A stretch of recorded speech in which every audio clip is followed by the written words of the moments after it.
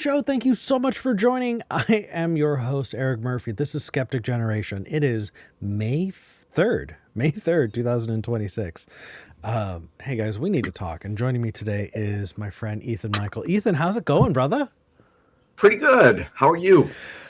Oh, so good. It has been a hell of a week. How about you? Like, I'm so appreciative that you're here, man. I know that it was kind of last minute having you in, and Oh, it's okay. you really kind of flexed a lot to be able to come in today, and I'm really, really grateful. No need to thank me, man. It's all good. I was happy. I was excited you invited me back on. Of It's cool. course, we had so I, much fun. no, I haven't really been podcasting in like a year until last week. And now like I forgot how much I missed it. And now I'm like, oh my God, oh my God. So I've lined up like several podcasts already on my Good. channel. So I'm excited to be getting back into it because I forgot like this is genuinely good for my mental health. Like when I leave a podcast, I'm like, that was fun. Like I enjoyed it. I enjoy engaging with people and talking about, topics. Isn't it? It's a good reset. Like, yes, it's work on our part, but it's worth it. It And is. It is worth it. and I know that we share, like, there's this wonderful group of volunteers that make shows like this happen. That it's so cool to get to be able to have people like that in our lives. It Like, is. And they don't expect anything in return. They it's just, out of the kindness of their heart, they truly. help us out. It's incredible. I'm so grateful. Yeah. No, I feel it. So when we started talking about what we wanted to talk about this week, you brought up relationships. Yes. Before I forget, last week you sent me links to things that you do and places where people can find you. If you Yes. did not send me, or if you have new things now that you're getting more things rolling with your podcast, let me know. I've already put links to you in the description, but Okay. I'd be happy to update it. Sure. Okay, so that out of the way though. Hey everybody, this is a call-in show. As we're talking, we want to hear from you. We have a call screener who is kindly on the line waiting to talk to you, waiting to get you queued up to talk to us. The phone number is 412-SKEPGEN. That's 412-753-7436. Or you can go to tiny.cc/SKEPGEN. That's tiny.cc/SKEPGEN. All right. Has Call-In Studio improved their web call-in feature? I think so. Okay. I think so. On the hosting side, you get a new pop-up that allows you to better select like what audio channels to send things to, which is helpful. Oh, okay. Yeah, not so bad. No, But it's good. dang, we already have calls We're coming in already getting super chats. and super chats. Hey, so y'all, if you did not know, if you want us to read your comment, there's no guarantee we're going to see it during the show, but if you leave it in a super chat, then it'll stay posted for us, and we read your super chats at the end of every episode. All right, so relationships. Just to preface this, I do think it's interesting that in atheist skeptic spaces, people are super, happy to, oh, hey, I deconstructed. Oh yeah, hey, I broke down all of these, these social mores that kept me involved, right? In these kind of loops of maybe it's thought stopping techniques, right? So God is just so much smarter than you. God has a master plan, and so you and your tiny pitiful human brain's not going to get it. So just stop trying, right? And you learn to shut yourself down, right? And oh yes, Father, Son, Holy Spirit. It's tripartite, like it's 3 in 1, but not. It is what it is. Just let it go. Right. Right. Like there are so many things you need to break down when it comes to religion. You meet these people who did, but they didn't apply that lens anywhere else in their lives. Right. And I've found in a lot of atheist skeptic spaces that ex-evangelicals are still evangelicals. They're just not Christians anymore. Right. I completely agree. It's funny you mentioned that. I was talking about that with another YouTuber the other day. They Oh, yeah? still, it becomes, well, like you said, they can still be evangelical and tribal at times, and don't escape that Yeah. I remember talking to atheists who still have the oh gosh. So you and I are middle-aged men. Yes, we're old. I think I'm we older than you, but You we're are old. older than me. But were you in high school for 9/11? Uh, no, it was a year after I graduated. Okay, I was a freshman in high school. Okay. And in church, there were folks who wanted to just genocide the Middle East. They would just said, turn it into a sea of glass and let God sort them out. Did you ever hear Right. that? Oh, absolutely. I was one of those people. Yeah. Just, I remember saying, let's just put a giant crater hole, and that's what all maps will show. Yeah. Just a quick sidebar for those that don't know, I did used to be a very far right leaning Christian and Trump supporter at one point. So I not any of that anymore. But so go ahead, continue, Aaron. I fell off that during the Bush administration. But regardless, I've seen atheists who, say they're leftists and yada yada yada, and also talk about nuking the Middle East. Right. So obviously, the God belief didn't change your view on geopolitics. And even if it has, so many people don't take that lens of deconstruction to the way they think about love and relationships. You're right. And we got to talk about that because holy crap. Holy crap. So, can I take us down a kind of a weird esoteric route first? Sure. I Okay. don't know what esoteric means though. So can you define esoteric? Esoteric is just like it's there's a historical complexity, and it's not super like not everybody's into it. Okay. It's a little more, not too bad though. Here, Okay. let's start with this. Um, I what was his name? Who wrote "Lion, the Witch, and the Wardrobe"? I don't know. C.S. I Lewis, I It's think. been too long. I think it was C.S. Lewis. I think it was C.S. Lewis who talked about the different kinds of love. And he said that there are, I think, 5 types. Let me see if I can name them. He said that there was romantic love. He said that there was agape love. Do you remember agape love? I do not. No, you didn't. You didn't ever hear that in church? Agape love? No.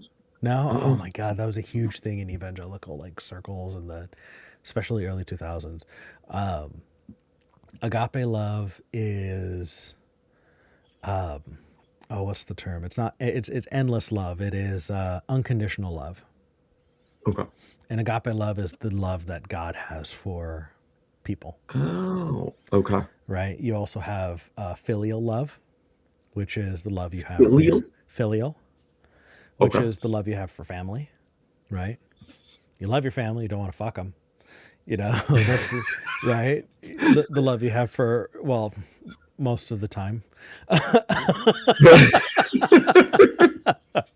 right? Romantic love is the kind, right, that you get there. I know we'll get there. I can see the lights. I have a I know. question. um, and then, oh, what else was there? I think there were like 4 or 5.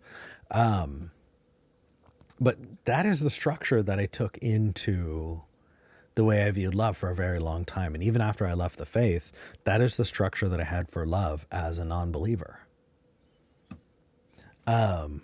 I was told, I remember, that God is a jealous God. God wants you all to himself. And so if God sees you worshiping Moloch or Baal or something like that, God's going to get very jealous and upset, and he's going to punish you for it. You should only be worshiping the one, right? Right. Right. I am that I am, that God. And I think that that informed the way that I viewed relationships that I had for other people, as I was a very jealous lover. Really? And yeah, Okay. being with me means you're with me and nobody else. And if you're going to be with somebody else, I'm going to be really upset. That's not okay. That's unacceptable. So you could have never predicted the future and seen yourself being open to the No, possibility of no, not at all. Not at all. Um, and I think that that was partially informed by like the first girl I lost my virginity to cheated on me. Oh, dude. And I thought to myself, ah, you're not enough, and so I think I carried with me this idea that like if I can just guilt or bother the person I'm with to only ever think of me, then they're stuck with me. Yep. And then I can be secure in the fact that I have someone. That's not conducive to a healthy relationship. No, not at all. Um, did you ever have something like that? Um, I mean, yes. I had similar views as you. Like I Yeah. couldn't back then picture, any type of poly or open or anything like that. It was just it was wrong and I was incapable of that thought process. But there was ADHD, and that was the topic for last week. I don't remember where I was going with that. I'm sorry. That's okay. Um, so I'm just as bad. I'm checking call in studio to make sure that I'm not missing any specific topics as we're talking about this. Um, so I'm right there with you. Ooh, Yeah. here. One thing I was going to say is, what is your opinion on the five love languages? And for those who don't know, the five love languages are words of affirmation, acts of service, Ah, receiving gifts, quality time, and physical touch. Now, some people are now beginning to say the love languages are bullshit. I don't agree with that because, well, I know my love languages. What are so yours? Or I do you believe they're bullshit? well I think that it makes me think of like Myers Briggs personality tests Okay. that if you were to say, oh, either you're an introvert or you're an extrovert, that gives people two categories they can put themselves in. It's not super useful if you're splitting everybody into only two categories, but it's better than That's a good nothing. point. It's Right. better than nothing. When you get to Myers Briggs, you wind up with 16, I think. 16 or Oh, wow. 32. Like INFJ. So for, I think you have 16 possible permutations there. Okay. That's 16 categories that people can divide themselves into. That's better, honestly, True. Yeah, because it's absolutely. it's better than two at Yep. least. I think that 32 would be even better. I think 112 would be better, right? Absolutely. So, I think that if we're trying to put ourselves into buckets, the more we can kind of, get down into the details, the better we can describe ourselves. I don't think Right. it's bullshit in that it's entirely made up. I think it's bullshit in that the idea that people fully fit in those buckets. I think they're useful for That's us to fair. describe ourselves, but I don't think that that's the entirety of it. I think we're all too complex for that Yeah. to be 100% I true. would I would actually agree with you on that. That's a very good point. Yeah. Oh, good. Yeah, you had a good one, Eric Versary. Oh, this Jack. um, So let me yeah. ask you this. Would you, and I'd like to ask the audience this as well, um, when it comes to dating, are you open to dating someone who believes like a Christian or, a Republican, a Trump supporter? Like, where do you draw the line? For me personally, um, after the current relationship, if I was to become single again, I don't know if I could, it'd be hard to find another person, aligned with me as a skeptic, because I remember when Jess and I first started talking, I went through, like, when she first told me she was an atheist, I was like, yeah, okay, I've heard that before. She's like, no, I am. I'm like, but are you a skeptic? And she's like, yeah. I'm like, and I went through the list. I'm like, okay, horoscopes. She's like, bullshit. I'm like, astrology. She's like, bullshit. I'm like, and I went through a list of all the supernatural. Ghosts do not exist. God, no. All right, spiritual people believing the universe is connected and we're growing and souls and reincarnation. She's like, bullshit. So Panpsychism. Yeah. That's yeah. the So I went through the list, and essential honestly, ones.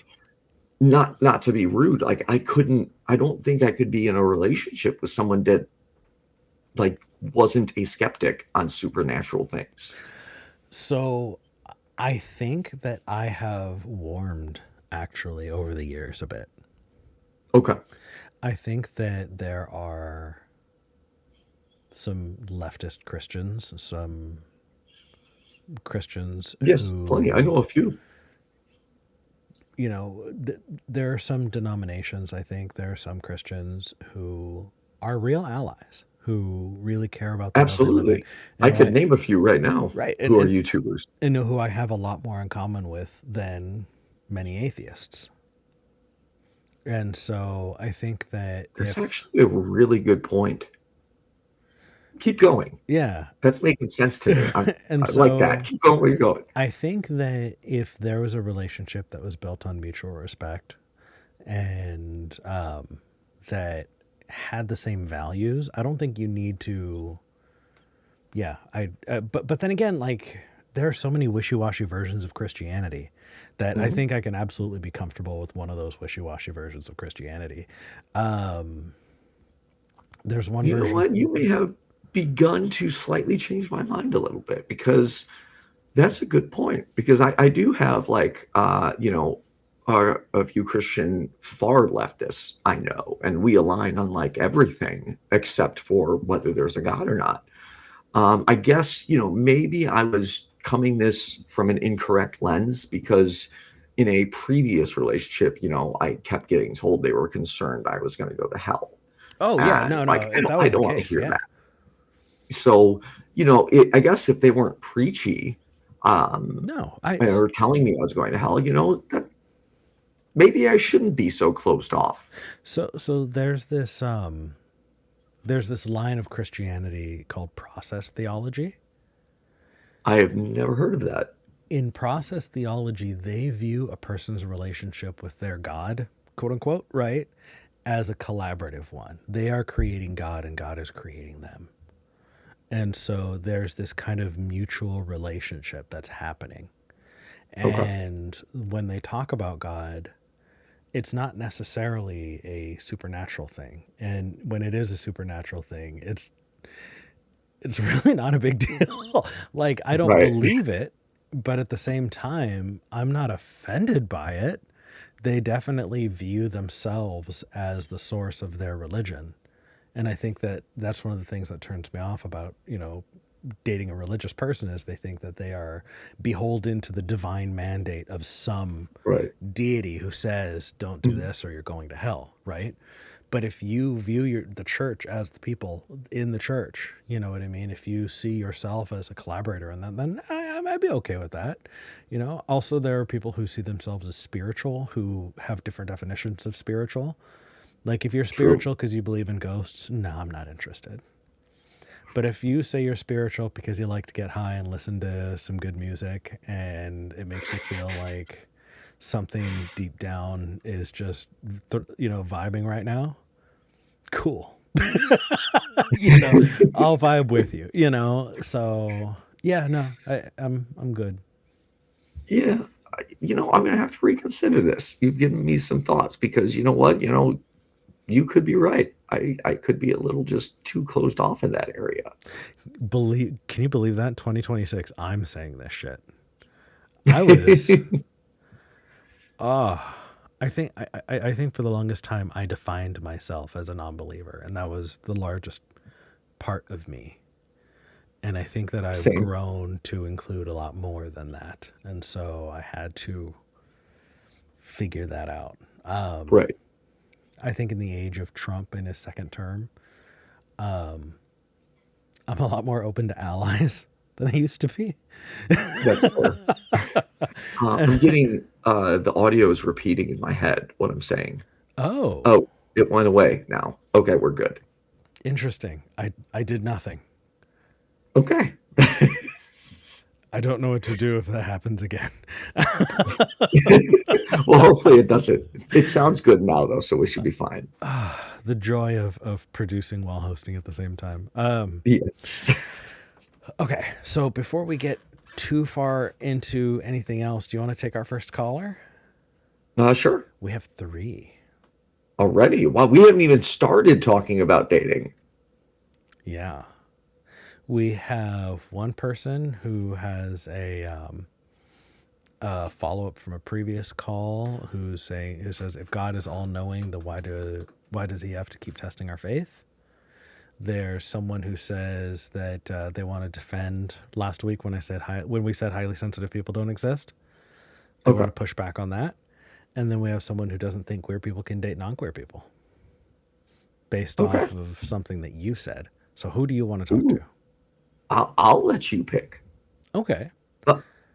Hopefully we don't spend too much time on the religion though, because there's so much with dating we can. I was excited to cover. You know what? Let's get the religion thing out of the way and then move more into other stuff. So let's go Jim in Ohio first.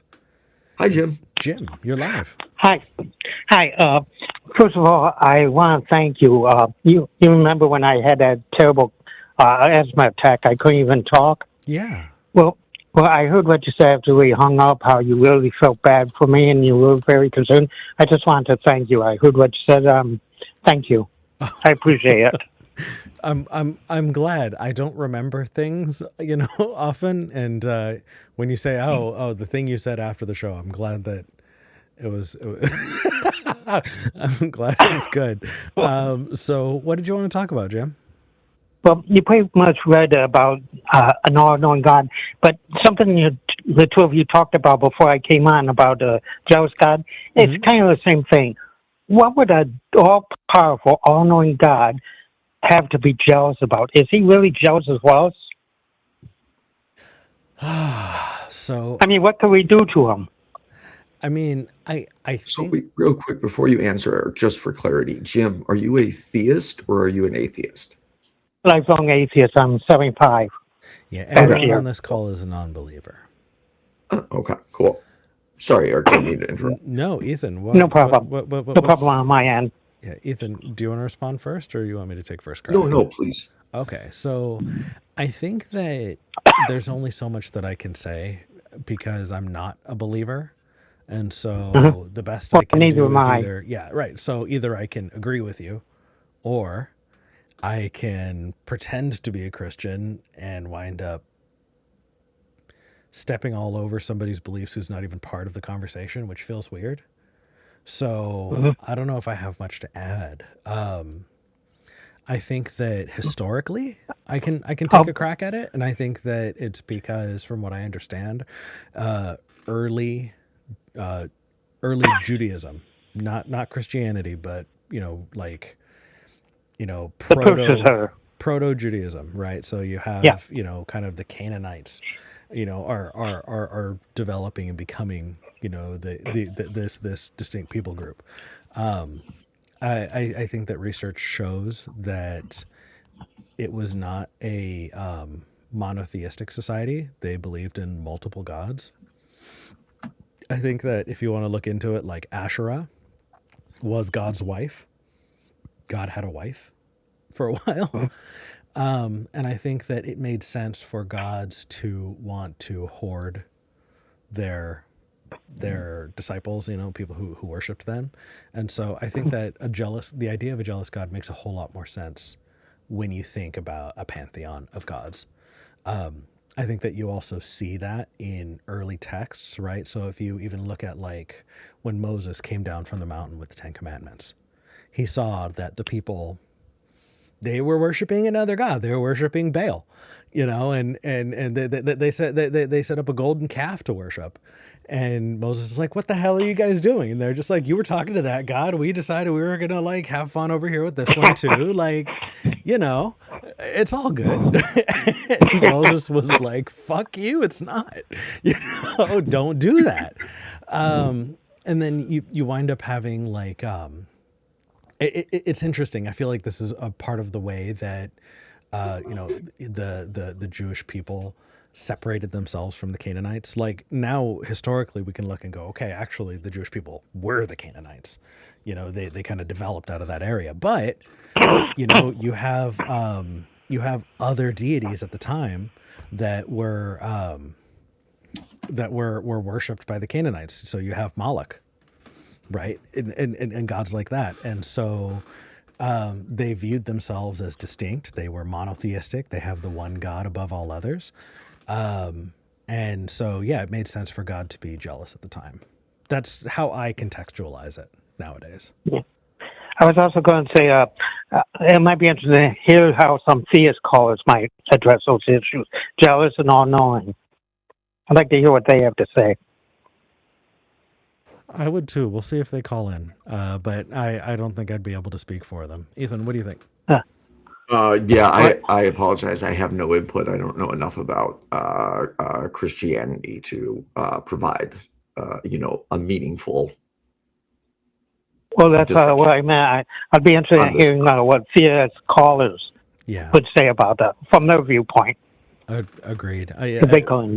At best, I don't want to risk, misrepresenting what a theist would think on this. I don't want to do that unless I could fully steel man. That's why I was meant to make it clear. I was talking about the callers themselves calling in. Yeah. Not like what you think they might say, or what they actually say. Call in and. Yeah. Well, we'll see if they'll call in. How about we'll end this call and I'll put up the phone number and we'll see if we can get a believer to call in and let us know what they think.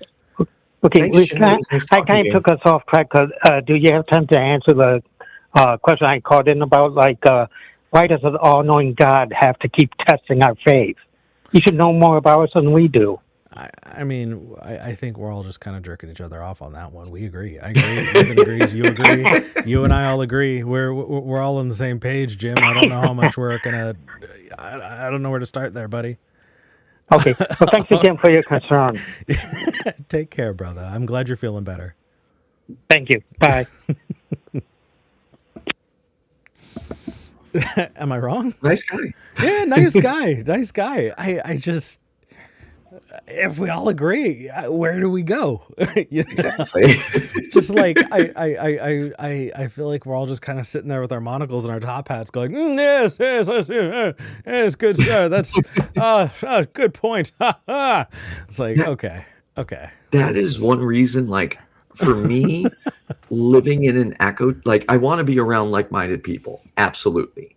But at the same time, living in an echo chamber is like misery to me. I purposefully keep, Republicans, Christians, all bunches of people on my Facebook because, I want to, for those that don't know, my post is almost like a debate page. There's constantly questions and topics.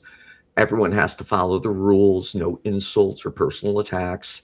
But yeah, I like a wide variety. I don't want to just make a post and have, 2,000 atheists. Yay, yay, yay. You know what I mean? I want people to be like, actually, why are you thinking like this? And, countering me because I want to learn. And, I want to see why people who disagree with me disagree. Ethan, I think we should have a recorded conversation without callers at some point. And I would love to talk to you about, maybe we could put a pin in this. Cause sure. That was it. I would love to talk to you specifically about when and how much is the right time to have those discussions. And if there's ever would love that talk. Yeah. And if there's ever a time not to, because I see that you see the value. And I would want to have that conversation with you in particular because you have a really good heart. And I think that any conversation about that you would be coming at it from a wholehearted, idealistic, like, free marketplace of ideas perspective. And I Right. am so jaded that I think we'd both get some value out of it. So let's Totally be down. pick that up. Sure. Okay. So, gosh, we got 3 callers. Ethan, you bring in the callers. My goodness. So, do you want to jump into talking about relationships and queer folks, or do you want to talk about the highly sensitive people call from last week? Ooh, both are good. know. Relationships and queer folks. All right. But I would like for the caller, before we go down it, can you say how you define queer, please? Sure. I do just want to clarify. This person has not called in a long time. There were some touchy things that happened the last time they called in. It wound up being a bit of a blowout on Discord, and we're going to do our best. I know that Summer's been kind to me, and we're going to try our best to have a conversation of value. Summer, you're live on the show. Long time no talk. Hey, hello. How are you guys? Hey, good. So, Summer, Ethan wanted to start out by asking you how you define queer. Yeah, great question. I'm glad you said that. Well, it's the far left political ideology, right? So, how, could you give a bit more information there? Like, do you define queer as far left political ideology? Oh, 100%. So, Yeah, it's what the far left believes. So what is it?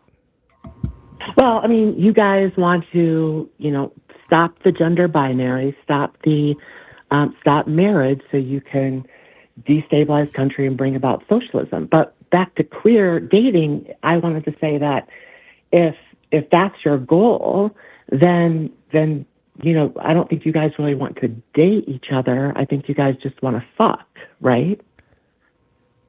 Summer, I don't even know where to begin. I think we need to start. I know that was a lot, right? It was, and it was a lot. So I think the first question that you need to ask is, do we use the word queer? And when we use the word queer, are we saying that we want to destabilize the country and bring about socialism? Ethan, do you want to destabilize the country and bring about socialism? I mean, I don't want to destabilize the country, no. I personally, I'm actually not a huge fan of socialism.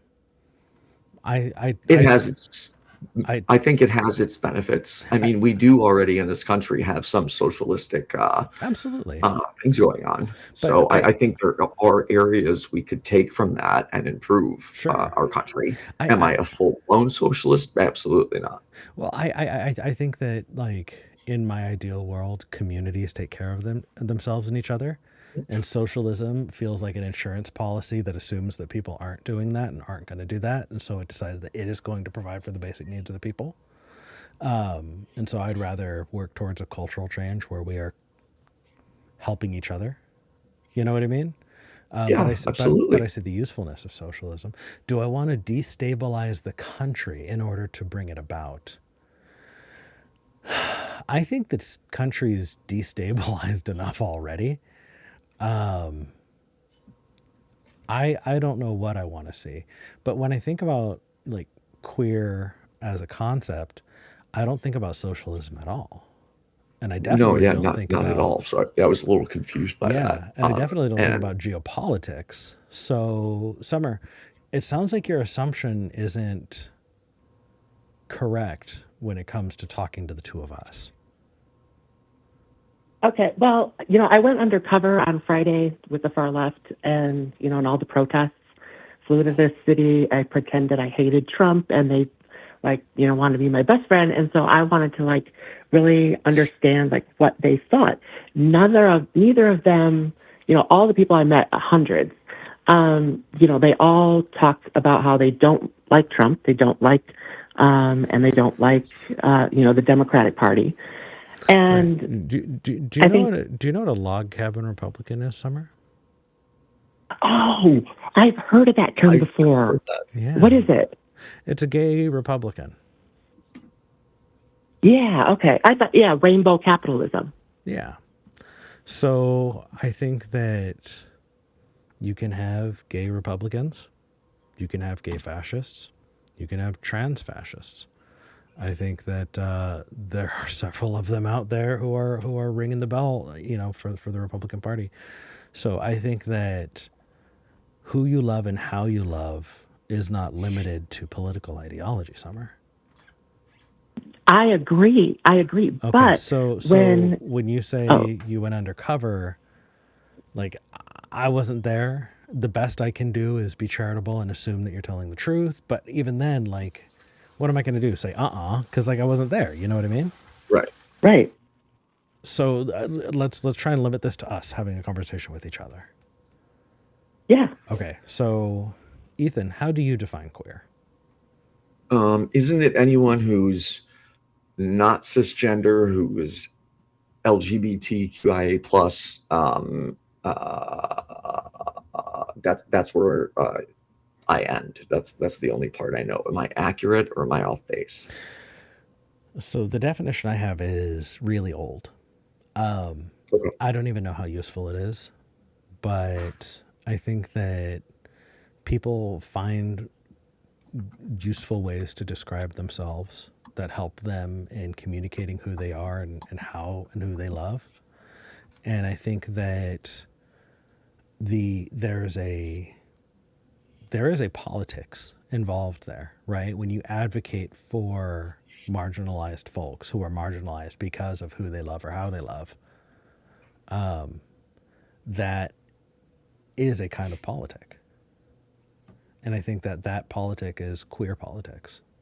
So I think Okay. that when you are queer, you are part of a group that is also advocating for the well-being of that group. You are seeing yourself as Well, part of a defined, like, hey, we're in a larger community together. Like, Didn't yeah, queer used to also be it used to be a like a pejorative. slur? Oh, Like it was absolutely. negative, and now they've kind of reclaimed Yeah. it and it's positive. Oh, yeah. When I was in elementary school, there was a game we used to play. Did you play it? It was called Smear the Queer. Oh, that sounds so familiar, but I can't remember Toss the what football. it. Whichever kid holds the football, everybody tackles him. Oh, yes, yes. Okay, I remember that. Yep. Yeah, yeah. We grew up at a time when it was a pejorative, but it has definitely shifted, over time to mean something else entirely. So, Summer, does that definition help you understand where we're coming from we talk about yeah, that? I think you put it really, really well. But like, I think that the way that society is shaping towards those types of ideologies, that it's stopping people from dating. I mean, just for context for the viewers, I am a trans widow. My ex-husband left me for another guy, and they both turned trans and got married. Right. And I And would say that so, trans widow assumes that your partner died, your ex died, and they didn't die. They're just different now. So, right. right.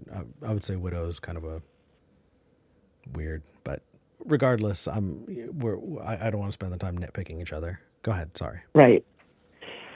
Um, so what I'm saying is that, I've been going out and trying to date, right? And it's just, I know me and so many of my friends have stopped because it's so toxic out there. And, and if you don't agree politically, just because you have a disagreement, it automatically means you cannot date. Right. So I think that part of that is because we're now in a very radicalized political Yep. position where, like, if I go on to Truth Social, it is very easy and it is pretty ubiquitous, people advocating for violence against the left. It's been that way for years. And yet they say we're the violent ones. Right. If like, have you been on Truth Social, Summer?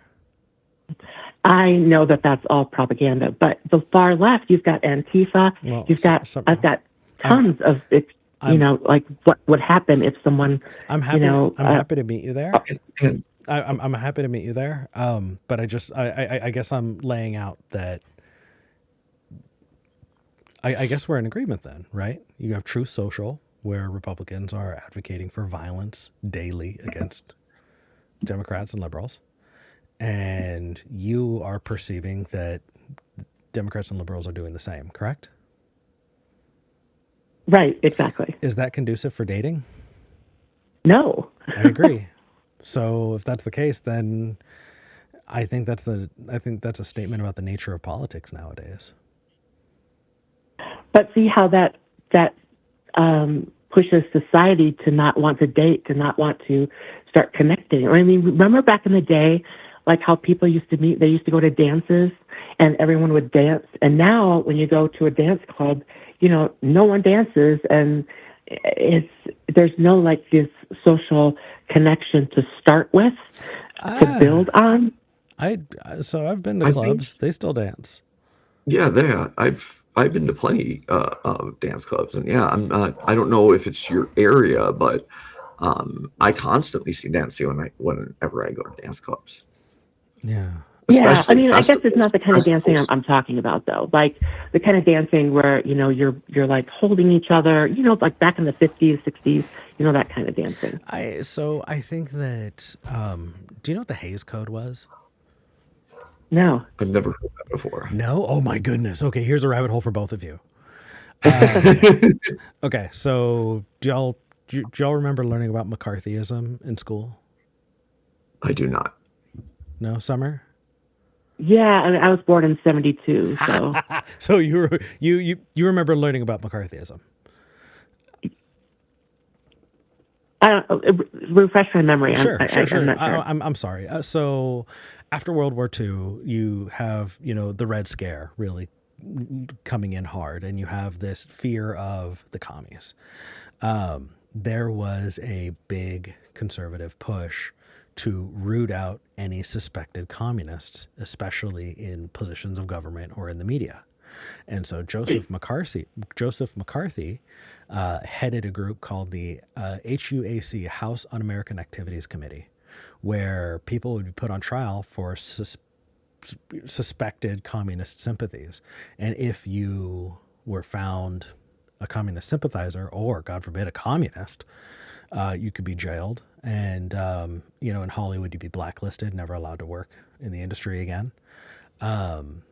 There was a big push at the time to force a very specific kind of value down the throat of everyone in the U.S. It's just what it was. And so you had people living in fear of being accused of being called a communist, right?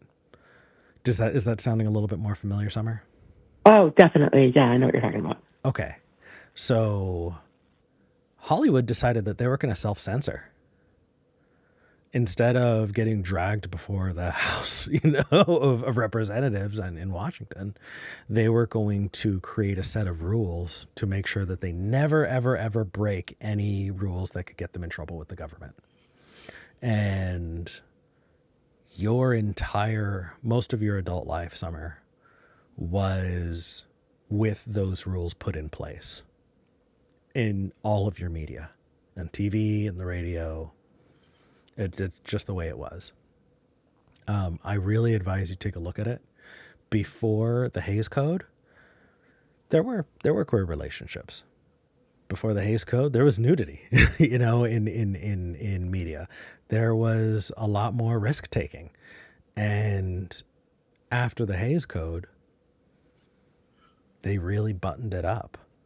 And I think a lot of people don't recognize that when they talk about, oh, the 50s, right? And we're all going to go down to the hop, and everybody's going to go have a milkshake and go dance with their poodle skirts. You know, they're not recognizing that is very carefully filtered through a lens of self-censorship that Hollywood put into place because they were afraid of being targeted by the government. That wasn't natural. Yeah, but I mean, I guess what does that have to do with? Yeah. So I think that your appeal to, like, oh, people used to go to dances and things like that, I think that's an idealized version of history that's not doesn't accurately reflect the way things ever really were. That's how there was in media, but that's not necessarily how it always was, right? I think that if you were part of a like kind of white flight, right, kind of suburban, Midwestern white American, that was your experience, but that wasn't the American Right. experience. That was just a very curated niche. So why aren't white Americans doing that anymore? I don't know. I gotta ask them. I don't know, Summer.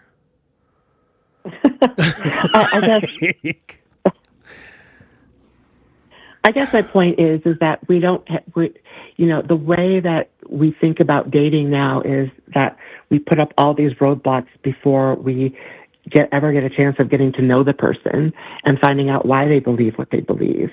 Well, so what do you think of Andrew Tate, Summer? Oh, I hate the guy, misogynistic asshole. So if you're on Tinder and somebody says that they're a high value man, that they spend their days going to the gym, jaw maxing, and they're looking for a high value woman,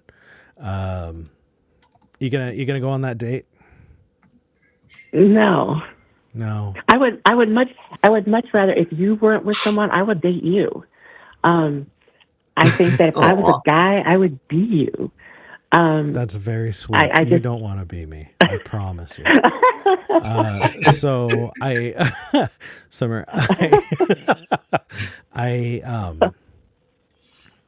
think that we put up these roadblocks. Honestly, you know what? Honestly, Summer, I think that I'm seeing a bias in myself, and I'll tell you where I see it. Back when I was with the atheist community of Austin around, 2017 to 2020, I made myself available to everybody. Not sexually, but like just as like a resource, right? People would be depressed and they'd reach out and I'd be like, let me see if I can connect you, right? Like anytime somebody needed anything, I gave of myself, and it took all of my hours and it made me sick. I worked myself into the ground. I never had time to develop personal relationships. I kind of became Mickey Mouse for a little while, where I was just this character trying to serve the needs of the community. Right. I feel you, Eric. My girlfriend has pointed that out to me multiple times. She's like, you got to learn to, like, you can't always be there for everyone. You have to take care of yourself. Right. And that. Sorry, go ahead. No. I'm glad you agree. And it turns out that there were some really, really toxic people who had gotten into my life who all they wanted to do was take as much as they could. And it was really bad. And I think over COVID, Summer, I learned to really value putting those blocks in place so that people would not do that again. And so when you say like, oh, we put up all these safeguards, I'm sitting there and I'm honestly being defensive right now. I'm like, fuck yeah, my safeguards. Don't touch my safeguards. How dare you? So maybe I'm not the right person, but that's kind of where I'm coming from. Another example I'd like to give to piggyback off Eric Summer is, do you think let's say, a woman, who is pro-choice, she would want to date a man who is in support of Roe v. Wade being overturned and wants to remove women's reproductive rights? Right. That's the whole point of my conversation, is that, if you have a different point of view, you cannot date, right? Right. So are you saying there is an issue with that then, or there isn't an issue with that? Well, I'm saying there isn't an is. I guess let me explain it two different ways, because please correct me if I'm misrepresenting you. It sounded like you said it's a problem because people are drawing these lines and putting these barriers up. Is that accurate? Yes. So thank you for the clarification. So I gave you an example of where drawing a line may be the case for you. It sounds like you don't have a problem with that line.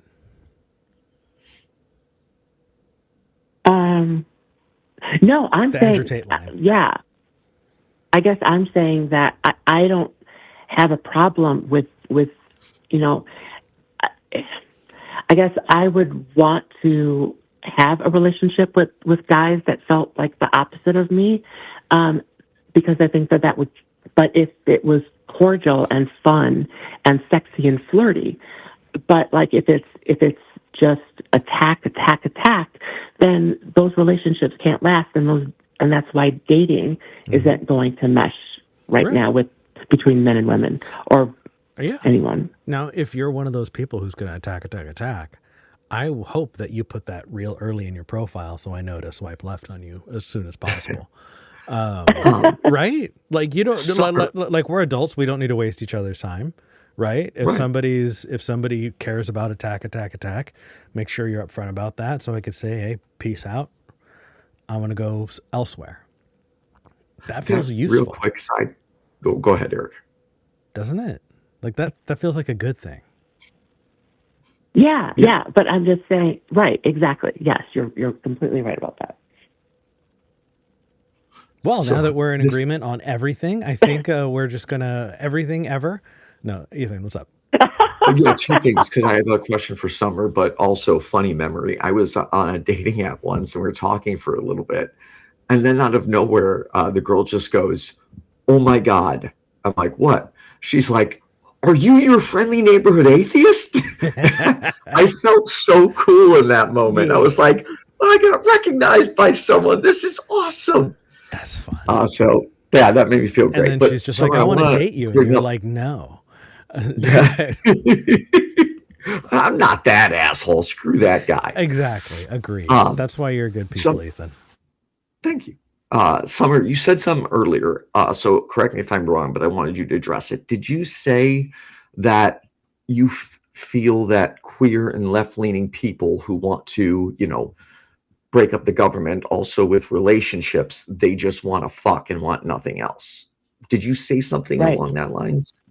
Yes. Yeah, because that's the way to bring about socialism is, the foundation of capitalism in the United States is based on those two things, the gender binary and marriage. And so if you could disrupt Hold on. Two things. Number one, I don't agree with it, but I would absolutely buy a bumper sticker that says fucking our way to socialism. That sounds incredible. I don't think it's true, but I would buy it. You've got to get that made now. You have to get that made. I will buy it. Yeah, I don't even support it, but that sounds amazing. Someone in the comments, if you can make that shirt, I will pay you for it. I want that. Yeah, let's make a t-shirt. So Summer, what part of capitalism necessitates a gender binary? Oh my God. Wow. Okay, great question. Well, I mean, you said it, so like I gotta. We can probably only take this like. Okay, hold on. So we have two other callers, and Ethan and I still have an entire topic we need to talk about. So if we get into something contentious, and then I go, "Hey, we gotta go," it's gonna sound like I'm like running away from the topic. So I just want to like be super clear. Let's try to keep all of this within like 10 minutes. You know what I mean? So that we can make sure we have time for everything else. Does that sound okay, Summer? Sure. Yeah, that's fine with me. Cool. Go for it. Oh, okay. Well, so because of how, men are raised and how women are raised, that is a way to, if you stop that if you erase that and bring everyone to one level, one point, then you can bring about socialism that way. But if you don't break that up, then the state cannot fall. Okay, so that just sounds like a defense of patriarchy. Is that what you're talking about? Yeah. Okay. I'm just saying, there's a reason for it. Yeah, okay. So do you think that women are stupider than men? Of course not. No. We're smarter, actually. Do you think a woman shouldn't be president because she might get her period? I have a couple women in my family that absolutely do not want a woman as president. They say they're not strong enough. I know people like that too. That makes Yeah, Summer, are That you makes me wonder though, can a woman be a misogynist then? Oh, yeah, it's internalized. Okay. It's internalized misogyny. Okay. In this. Yeah, absolutely. So, Summer, are you one of those people? No. Okay, so would you say that a woman can be equally competent to a man when it comes to any learned skill-based thing? Of course, there's tons of examples. Okay. That sounds counter to what you said. That sounds like it is not in line with what you just said. How so? Well, because what are you teaching women about that makes them so different from men that patriarchy needs to continue and that needs to continue to withhold capitalism? Like, it sounds like you're making a lot of assumptions that are based on these things, and so I'm trying to get to like the core of that, and it doesn't sound like you're propping it up. No, well, I'm saying that, men should do the manufacturing, right? Men should do the road work, the building. Women should be at home with the kids, raising the kids to be men and women, right? That's what I'm saying. Okay, so Because that's what would happen in a socialistic society, right? Like you would have the caregivers, you would have the, Well, that really implies what's the word? Summer, I'm sure you know it. It's gender essentialism, or not gender, bioessentialism. Have you heard of bioessentialism? Yeah. I haven't. No, bioessentialism is this idea, Ethan, that it's in your genes, that there's something written into your DNA that makes you a certain way, right? Bioessentialism is something that has been talked about and explored for a very long time. I think that bioessentialism is a hindrance to the way that we move forward in talking about and in addressing society. But I guess my point here is, Summer, what about in societies that are matriarchal? What about in societies that have different social roles for men and women? Right? How can it be so let me, I'm not trying to make this a gotcha. What I'm trying to say, Summer, is there exist other examples of societies where men and women had different roles than the ones that you're thinking of. So it can't be bioessential. Does that make sense? Yeah. I guess. So if that's the case, I don't have right? Like if we can look at societies where men did all the raising, right, of the children, then you can say that it's not a woman's place. What you need to then do is put a little asterisk and say, in the society that I was raised in, it was, the expectation that women would do that job. Right? But it's not it's not like baked into DNA. I think it is. I mean, as a guy, you don't understand this, but I mean, I birthed a child. She's on the couch right next to me. And I just think that women are more nurturing when it comes to raising a child, while the men are out, in the fields and doing the hard labor. I think that has worked for so many years, for centuries, for eons. Why change it up? But that hasn't worked for eons. And if we're talking about centuries, you need to be very specific about where that worked, because it didn't work elsewhere. Like, Summer, that's not true. We can talk about Western society in the last 200 years. Sure, absolutely. For 300 years, sure, absolutely. But there's more to the world than Western Europe. Yeah, no, I get that. You're right. And so if that's the case, then the bioessentialism piece falls apart, Summer. It's not a useful tool anymore at that point. See, and I think that's the problem, is that you're coming at it from a male perspective. I'm coming at it from a female perspective. And so I think that there's that hard line we can't get past. So the male perspective, female perspective, I think is weird, though. If by male perspective you mean I'm not listening to women, then I think that's something society has taught men to do. But I don't think I don't think there's anything about my penis that makes me a bad listener to women. I think that it's the way society has taught me to treat women, right? Like, I don't think that my penis is like an antenna for truth, you know, or for rationality, right? It doesn't. It's not. Summer, can you? I'm You getting can that see. shirt too. My Yeah, penis is an antenna for the truth. Oh God, you can sell that on the Andrew Tate fucking And I'm putting it in website, Eric. You right? should add that to the Eric Oh Murphy book. no! Oh no! Summer, you know that Ethan's just thinking about like his penis going, you know, and just like zeroing in on truth. When you say male and female perspective, that feels like you're looking at it through a social lens, not a biological lens. Well, because I think it's both. Well, we can definitely point to the social piece. I don't think you can point to the biological piece. Well, why not? Because we can investigate it, right? I think that if you're going to investigate, you know, the way men and women are socialized to interact with each other, if you're doing it in places where things are very patriarchal, then you're going to get a patriarchal result. But that's not biology, that's patriarchy. Right. Yeah, but I mean, what I'm saying is that there's these huge differences between, you know, how a female walks through the world and how a male walks through the world. I mean, yes, and that's because that's the way the world treats them. The world is the one doing the influencing there. Unless Ethan's penis is an antenna, right? You know, we're just gonna keep on that, right? Like I don't think so. Ethan's penis with fucking towards socialism. That's the t-shirt graphic.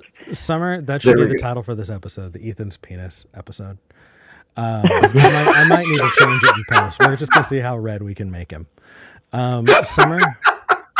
You're getting me more and more red talking about it. So Xcult Baby in the chat said, if bioessentialism is true, society shouldn't have to enforce it by socializing men and women differently. Do you think that if we stop socializing men and women differently, that bioessentialism would bleed through, that it would just happen naturally? Yeah. Cool. So then let's treat everybody the same and let that happen. But that isn't in our human nature. But you just said it is. I'm saying, God, it's so hard to articulate. I know, and when it's live, it's never easy to think. You know what, Summer? Let's cut out some more time where we can talk about this and kind of break it down some more. It's been fun. Yeah. I deeply disagree with you. But I think we made time for each other to talk, and I think that there's progress to be made for people watching. So call in again, okay?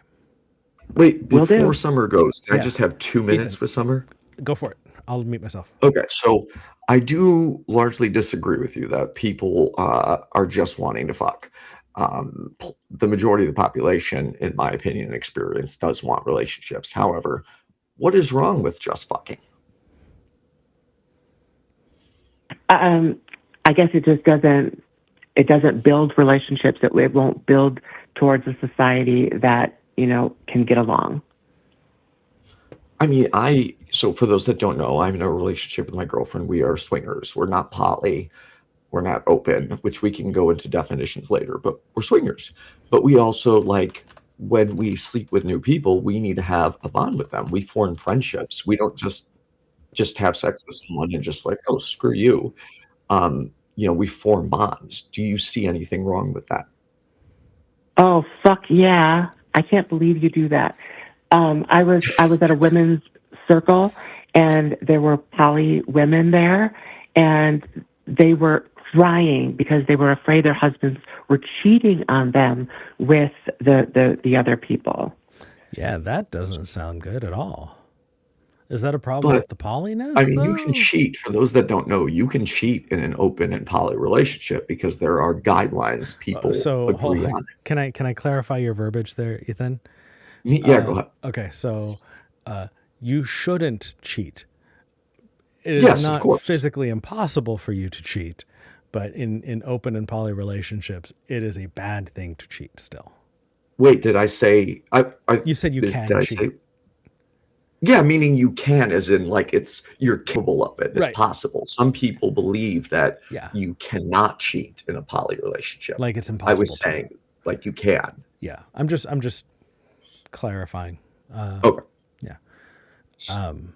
Actually, Summer, I think that this is a really good chance for Ethan and I to get into the topic that we were going to talk about, because he's a swinger and I'm poly and I don't know what the difference is a whole bunch. So I kind of want to pick his brain and see where that goes. Yeah, So, go for it. all right. Take care, Summer. Bye. Bye, Summer. It was nice talking to you. Yeah. I feel like Summer's a good example of the conversation I want to have with you, Ethan. I wanted to talk to Summer a little bit more. Did but, you know, shit? Oh, fuck I me. did. I wanted to keep going down that route. I had so much more to discuss. So Summer, if you can find me on Facebook, if you wouldn't mind, sending me a message, I would love to continue this conversation. Can I give out my Facebook on the air? Of course you can. Of course you can. It's facebook.com/Ethan, F as in Frank, Michael. Michael is spelled Micheal, not Michael. Yeah, I think any shows that aren't willing to shout out other shows is not building community and has nothing to do with community. So just saying. But it's always good to be respectful and ask first. Of course, dude. I have your links in the description. Thank you. And also, I do see another person who was on YouTube a lot, X-Cult Babies in the chat, who gave the that bioessentialism bit. Fuck yeah, nice. And Puck, there's just tons of cool people in the chat. My gosh. All right, Ethan. So Puck's great. We have two people who want to talk, one about HSPs, one about capitalism, and we'll get there, but only if you and I talk about the differences between you and I. Sure, let's do it. Do you want me to start or do you want to start? Because you seem like you have more questions. I do. Okay, so let's start with what we have in common. Right? Sure. Neither of us are monogamous. Correct. Monogamy, we would be considered ethical non-monogamous. Right. Monogamy is what to you? It is when you commit to just one person romantically, physically, emotionally, and sexually. Right. So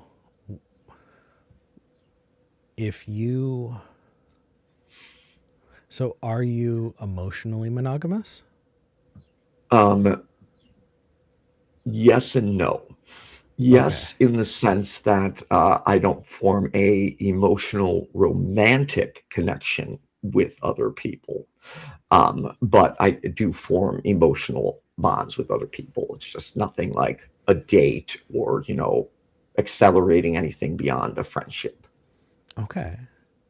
Interesting. Okay, so what is a swinger? A swinger is typically defined by someone or couples who engage in sexual activity with other couples, other singles. There are swingers clubs you can go to where, you go and you meet new people, and hey, if you hit it off, you make plans for the future, or you go upstairs. Like swingers clubs will have like 10 bedrooms or 15 bedrooms, hot tubs, pools. They can be hard to find because they're frowned upon, and Christians will protest them constantly. Swingers also do things like hotel takeovers, where they'll literally rent like an entire hotel for a weekend, and it'll just like be a key all party on swingers steroids in every room. Yeah, and they'll have literally like, okay, this is the orgy room. If you're interested in orgy, go to this room, or bring people back to your own room. It's kind of like do whatever you want. Okay, there's a social aspect to being a swinger that terrifies me. Sure. Okay, so what's the difference between being a swinger and being in an open relationship? So open is kind of an umbrella term, like ethical non-monogamous. it's more leniency than being a swinger, but not quite poly. Like you can go on dates with other people, you can have sex with other people, but you're not full blown poly where you can form meaningful, long term but you're not romantic. but you're not full I'm sorry. blown poly. So No, are I'm you not poly. right? So are you in an open relationship and then in a subgroup that's smaller, as a swinger, right? So like is the bigger Yes, is the but we don't go on like with full open relationships. We won't go on dates with other people. We won't like go like, I can't just go to some girl's house and have sex with her. We have our limitations as every swinger does, swinger couple or person, the rules of engagement of what they want and what they don't want.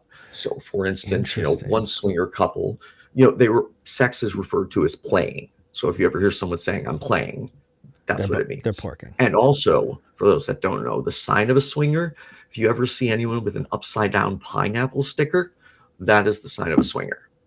Sweet. Where is your upside down pineapple, Ethan? I don't have it. So, yeah, but I was going somewhere with this. But yeah, so some swinger couples, have rules like, okay, me and my husband or boyfriend will engage with another couple, but we only will do it if we're in the same room.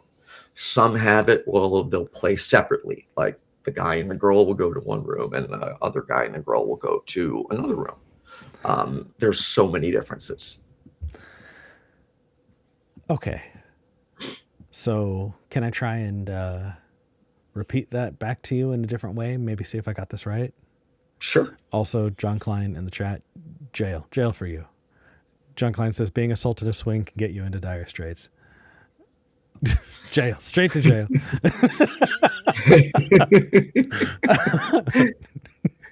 Okay, so it sounds like being a swinger is a social thing that includes sex. It can include, but it's a group activity. It has to Correct. do with maybe being a part of a community, and that community having events and different social mores that they follow. Like this sounds like a very, like you don't just become a swinger. Like there's a whole book. There's a whole there are rules, right? Yeah. And, consent is a huge thing in the swingers community. Don't get me wrong, they're all assholes, but swingers are generally, in my personal experience and my girlfriend, is generally some of the most trusted, loving people you'll ever meet. Sure. And like I would trust my girlfriend, completely passed out. She doesn't get drunk, but completely passed out, drunk and wasted at a swingers club on a bed naked. And I would be fully confident that not a single person in that club would likely touch her. Good. In fact, they would protect her. Good. It's generally very good groups. I like to hear that. It's funny. Yeah. Okay, so X-Cult Baby is saying that swinging is poly for extroverts. So what is poly and how's it different? So poly, you can have multiple romantic, emotional, and sexual relationships with other people. So you could have two girlfriends, two boyfriends. I should say girl-boy. I should say two romantic partners, three romantic partners. Then under poly, there is a whole bunch of other terms, which I don't recall, but some partners, some set rules like poly we are the main couple. Right. You're allowed to have a secondary, but I come first. Yep. Then there's others where it has to be well balanced. Yep. There's poly where all three people are in the relationship with all three people. That's a polycule. Or there is one where I can speak to those. Okay, so we're in the same. Okay. So it sounds like the break point here is like a deep emotional, romantic relationship. Is a deep emotional romantic connection relationship the dividing line between swingers and what poly people do? Yeah, I guess you could say that. Yeah. Okay. Because we'll form friendships, we have sex. A friendship is different. Have sex with her best friend, but we don't have any romanticism. We don't go on dates. There's Yeah. nothing more than that. Got it. And Okay. we should also point out another topic we can go down. We don't have to right now, but the kink community, which is the BDSM community, Ooh. actually does not necessarily like the swingers community. I can imagine different social mores getting like bumping into each other. Can I read you something that Puck said here? Puck Sure. said, roughly stated, poly is relationships where sex might be involved. Swinging is sex where relationships aren't involved. That's fair. At least from the swinging perspective, yeah, that's absolutely fair. That sounds right from the poly perspective too. Good on you, Puck. So okay. So before I talk about being poly, is there anything else about being a swinger that you want to kind of get out there and have on the record before we? Sure. Yeah. So swinging is great. It can be so much fun. Don't get into it for the wrong reasons. A lot of people think it's a band-aid where it'll fix the relationship. If you are not on good terms, do not go to a swingers club. That's the last thing you should do. And also when you go to a swingers club, there's never pressure for sex. Like some of the best nights we've had swinging were times where we just all ended up laying in the bed together in a cuddle puddle, just talking for hours on end. It's not just about sex. It is about friendships and community and having fun with each other. So, if you're interested, when you go to a club, make sure you communicate very clearly your expectations. My recommendation is don't expect to have sex the first time. I mean, you can do whatever you want, but ease into it. Get to know these people first. Get to, trust them, because it is a lot when you first started. Now, I got into it for the wrong reason, but I don't regret it. I'm glad I did it. Interesting. And Okay. the reason I got into it for the wrong reason was because my girlfriend now, her previous relationship, they were semi-open. So, they occasionally experimented sexually by bringing in a third or fourth person. And I'm like, oh my God, here's this drop dead, gorgeous, sex positive model with all this experience. I'm like, how the hell am I going to compete with that? So I wanted to one up it. So Yeah. I'm like, let's go to a swingers club. So we went, and I set the rule, you could have sex with another woman, but not another man. And within 2 months, that quickly changed. I was just like, you know what, fuck it. I don't give a shit. It's just sex. I was terrified that, like, okay, if she had sex with another man, she's going to leave me. Yeah. And then I was like, actually, I'm being completely unfair. Like, so I can have sex with another woman, but she can't have sex with another man. That's not fair at all. Yeah. So yeah, that quickly changed. So that is interesting. That definitely feels like a similar experience that poly people have, and that is that, like, do you own your jealousy, or do you expect your significant other to own your jealousy? Right? Like, so it's all in how, I think jealousy sometimes gets a bad name because people say, real love doesn't, you're not jealous with true love or if you trust your partner. And that's simply not true. no. It's how you act on the jealousy. You can be jealous. It's completely normal. Ooh. I That's a really good point. Can I throw out a clarifier instead of jealous? How about Please. insecurity? Yeah, insecurity. Yeah, like I was terrified, like, oh my God, she's gonna sleep with a guy that's better than me in bed, and da da da. And now I'm like, okay, if she does, great, awesome. She had some amazing sex. But even if it was the best sex of her life, she's not going to leave me just because someone is better in bed than me. Yeah. She's with me for a slew of other reasons. And if anything, great. She was shown an awesome time. Yeah. I'm happy. Absolutely. Like, me personally, are you familiar with the word compersion? I love compersion. Yes, absolutely. I am big into that. Same. I get more enjoyment. Like, if I had to choose right now between me having sex with another woman or her having sex with another man, I would choose her having the opportunity to have sex with another man. So because I enjoy that more. I like seeing her. you know, Happy. getting happy and getting taken care of, you know, without being too Interesting. direct. So I define compersion And differently. there's, I'm sorry, I define compersion differently how so? because when It's I the same think, thing. I'm happy, you know, happy for, you know, my partner. so I think for me, the compersion only really comes in on like a deep emotional level. So if I see, I guess I better define poly, huh? so Probably. so Polly is the anarchist to Ethan's uh, swinger leftist. I think. Right. like the leftist view is, hey, you know what I mean, we're all gonna have a good time, we're gonna make sure we're taking care of everybody. The anarchist view is more like, let's have fun with the structure itself. Let's tear it down, find out, and maybe build an entirely different structure. It definitely doesn't lend itself to filling out an entire hotel with people who are all into the same shit. You know, it's much more personal and Right. individualized.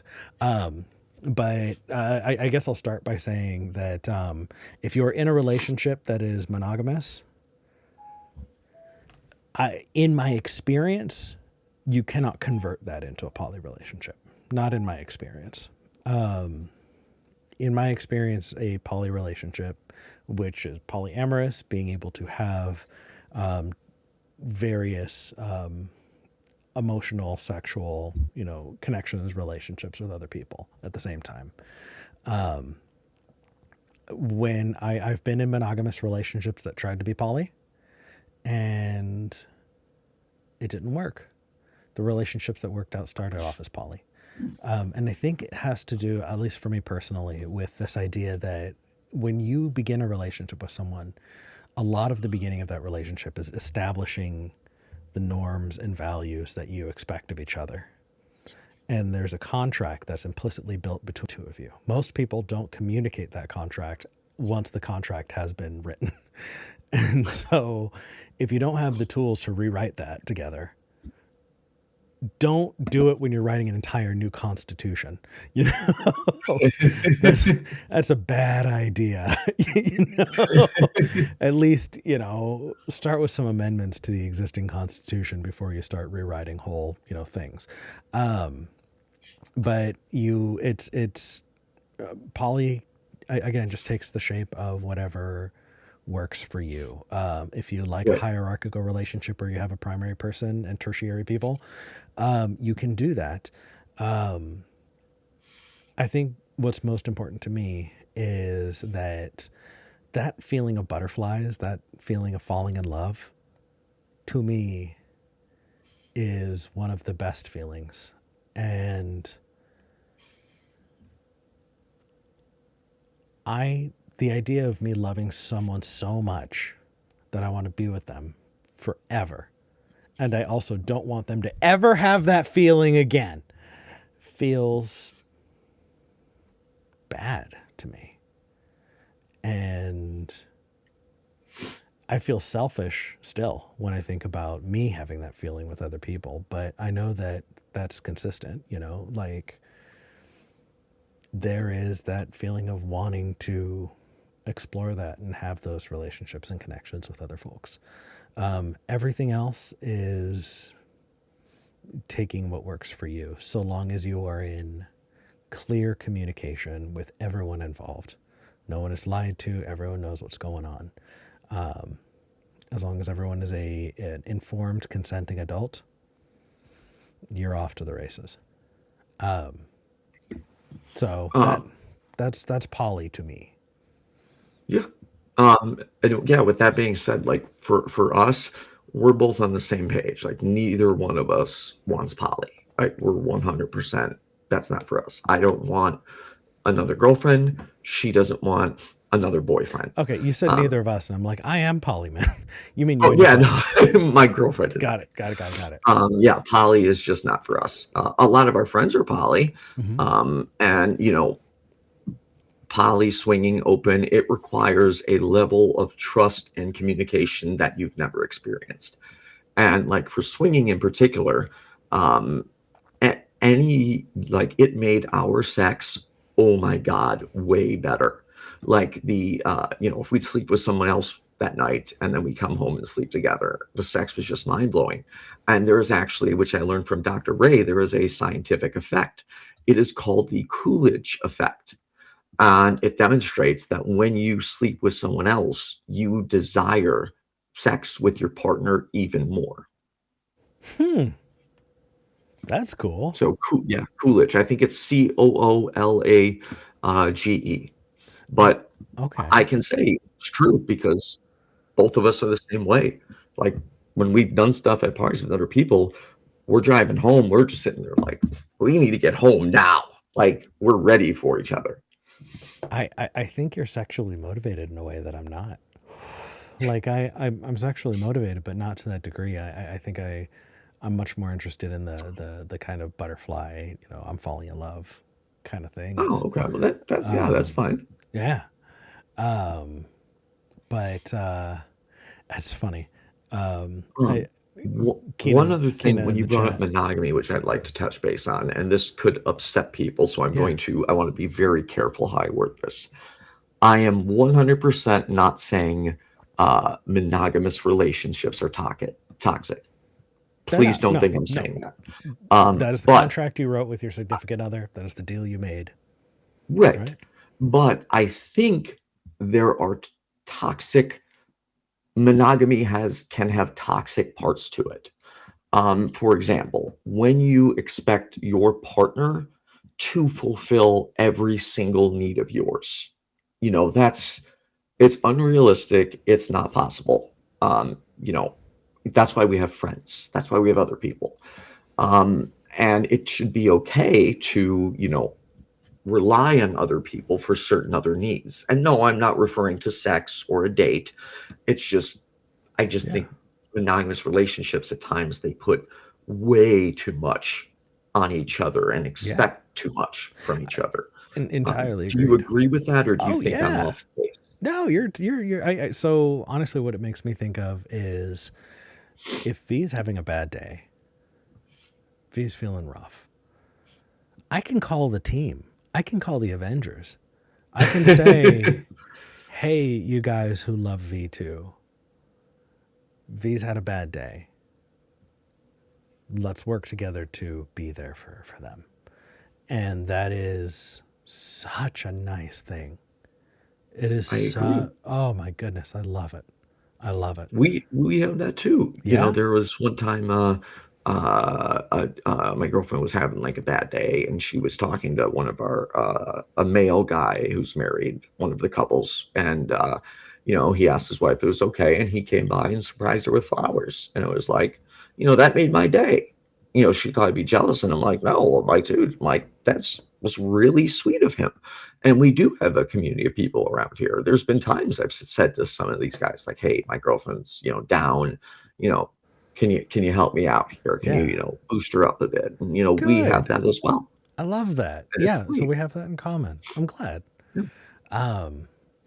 So I just have to say, Ascalon in the chat said, anarchists, I thought we were humping for socialism. Remind me of that. Also, people in the chat are talking about Russell Glasser. Can somebody screenshot that? I hang out with Russell once a week, and you need to put me in touch with Russell. Of course. Please. Yeah. I talked to him on Tuesday.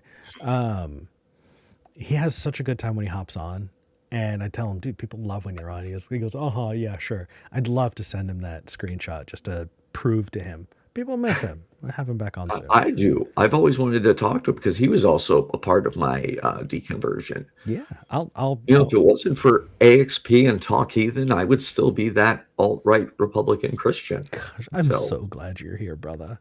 I'm so glad you're here. Okay.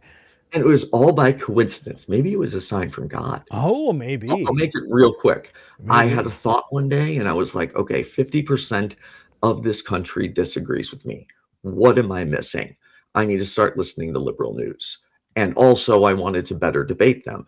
So I started listening and to the Young Turks. And then one day this video pops up that says the atheist experience. I click on it and, you know, I'm watching the hosts and I'm getting annoyed, but as time goes on and I get addicted to it, and then I find Talk Heathen, you know, I'm listening to you, Jamie. a few other people, and Yeah. quickly it was like, holy shit, like I have no valid reason to believe in God. And that like went away very fast. Damn. And then slowly but surely, it just crippled my views because I was constantly self-reflecting. And before I knew it, I wake up one day, I'm like, wow, I'm a fucking full-blown liberal atheist. It was just like crazy one day. So yeah, part of that I owe to you, Eric. I would not be here right now. You were instrumental in that. And I'm not trying to like love bomb you. I just want you to know love you too. You had a big influence on me. Honestly, that is my biggest hope for doing stuff like this. So Same. I'm really, really glad. Good. We're making it, dude. We're doing it. Yeah. Okay, so that was cool. Okay, so we have people who've been waiting on the line the entire show. Can I have 2 minutes before we get to the next caller? Of course. Just 2 minutes. I'll make it real quick. Yeah. And So I'll try and give you 2 earlier I made minutes. the And point yeah. that the kink community, BDSM, doesn't like the swingers community, and in some fashion the swingers community doesn't like the kink community. Reason being, in the kink community, for those who don't know, they set out, which there's nothing wrong with and I have no issue with it, very clear rules and guidelines of what they want, sometimes to the point that they will literally type up like a 2-page list of everything they want, everything they don't want. Both parties will sign it. They'll set up their scenes like, this is exactly what I wanted this time, this. And they look at swingers as like us blurring the lines of consent, because at these swingers clubs, people do drink, but you know, people aren't getting wasted. Yeah. It's just, you know, Well, not saying no one's ever gotten wasted, but so the kink community doesn't like that about the swingers community. Swingers community doesn't like about the kink community is the insane list of rules and typing out of contracts. It's like, you know, let's just be sporadic and have fun. That was the only tidbit I wanted to add. I gotta say, I'm on the side of the kink community. Personally, just because... No, I agree with them. I understand that. Well, especially when you have like scenes that involve consensual non-consent, right? If you're putting yourself in a position where you are that vulnerable, then I think you need to be absolutely clear. And in situations where I've been in that kind of sexual scenario, if I do not have a very clear idea of what my subs like wants are, I'll not do it. I won't do anything. I'll walk away. I'll say, hey, I was not clear enough on this. I'm not going to take a stab in the dark when it comes to your well-being when you are this vulnerable. So I don't know. I feel like the swinger community is definitely painted with the boomer brush. And so I'm glad that you are breathing life into it, and we are, you know, I'm glad. But yeah. Okay. So we have 3 calls. We could talk about HSPs. We could talk about capitalism. And we can talk about key parts of poly, but that is a brand new caller, and I think I'd rather take one of the other 2 because they've been waiting the whole time. HSP, if you're cool with it. Of course I am. Kina has been a volunteer as well, and is an absolute delight. And I'm Hi, Kina. Hey Kina. Hello. Kina, rip me a new asshole. What's going on? Right. So last week you expressed the opinion that highly sensitive people don't exist, that it's basically just a trauma response. And part of your reasoning for that, at least to my memory, was that there's a huge overlap between highly sensitive people and people who have had trauma. And that is like a fact. Oh, sorry? No, it's okay. So I think if I said it's just a trauma response, I apologize. I don't think it is just a trauma response. And I do have a very specific definition of highly sensitive people. So we might need to get together on what that definition is, or else I think we might talk past each other. So, Kina, Right. Okay. what's your definition of a highly sensitive person? So, I mean, like the actual clinical definition of a highly sensitive person has to do with sensory processing sensitivity. Basically, it's just a difference in how the brain processes the information. Like it's hard to explain because I'm not Sure. not a psychologist. But basically, things are processed more deeply or a highly sensitive person is a highly sensitive person because their brain processes information more deeply, which results in, a variety of potential effects. But like one of them is like we're a lot easier to overstimulate, right? Sure. Because what is a comfortable level of stimulation for a normal person is way too much when your brain is basically overthinking everything. So I think that we might be able to nip this in the bud pretty early on. Mm-hmm. Okay. So I grew up with a stepmom who taught special ed. So every day when I finished school, elementary, middle school, I'd put on my backpack and I'd walk across town to my mom's classroom and I'd help. And over the summers, I'd always volunteer. After high school, I worked in special ed for a long time. I generally tended to work with kids who were on the more severe end of things, who are maybe nonverbal, not able to feed themselves or potty themselves. I think that there are lots of conditions that can make it such that people are highly sensitive to light and sound. Being overstimulated is a thing that I totally get. And I actually think that the overstimulation aspect of it makes sense when it comes to things like sound and light. The problem I have is when it comes to emotion. So if the question is, am I invalidating like light sensitivity, sound sensitivity, becoming overwhelmed? No, I think that's absolutely real and I think that exists. My problem comes in with the emotional aspect. Does that help? Right. No, because it's the same underlying mechanism. And I think I know part of why you have that hesitation, and it's because it's a misunderstanding. Okay. Like a highly sensitive person sad is not more sad than a normal person. It's just that because everything is processed more deeply, they can get sad very fast. Like it is amazing how little it takes to ruin my day sometimes. Like, and that's not because I'm more sad than a normal person. It's because a normal person has to go through something much rougher to reach that same state, right? It's the minimum and maximum are the same. It's just how quickly it fluctuates. Can I be really vulnerable and share like a personal experience with you that might help inform you and how I wound up here? Yeah, sure. If it's something you want to say on air. Of course, absolutely. Especially with the two of you, I feel like I'm more open to being vulnerable than probably most people. So, when I was a kid, I would get emotionally overwhelmed very quickly.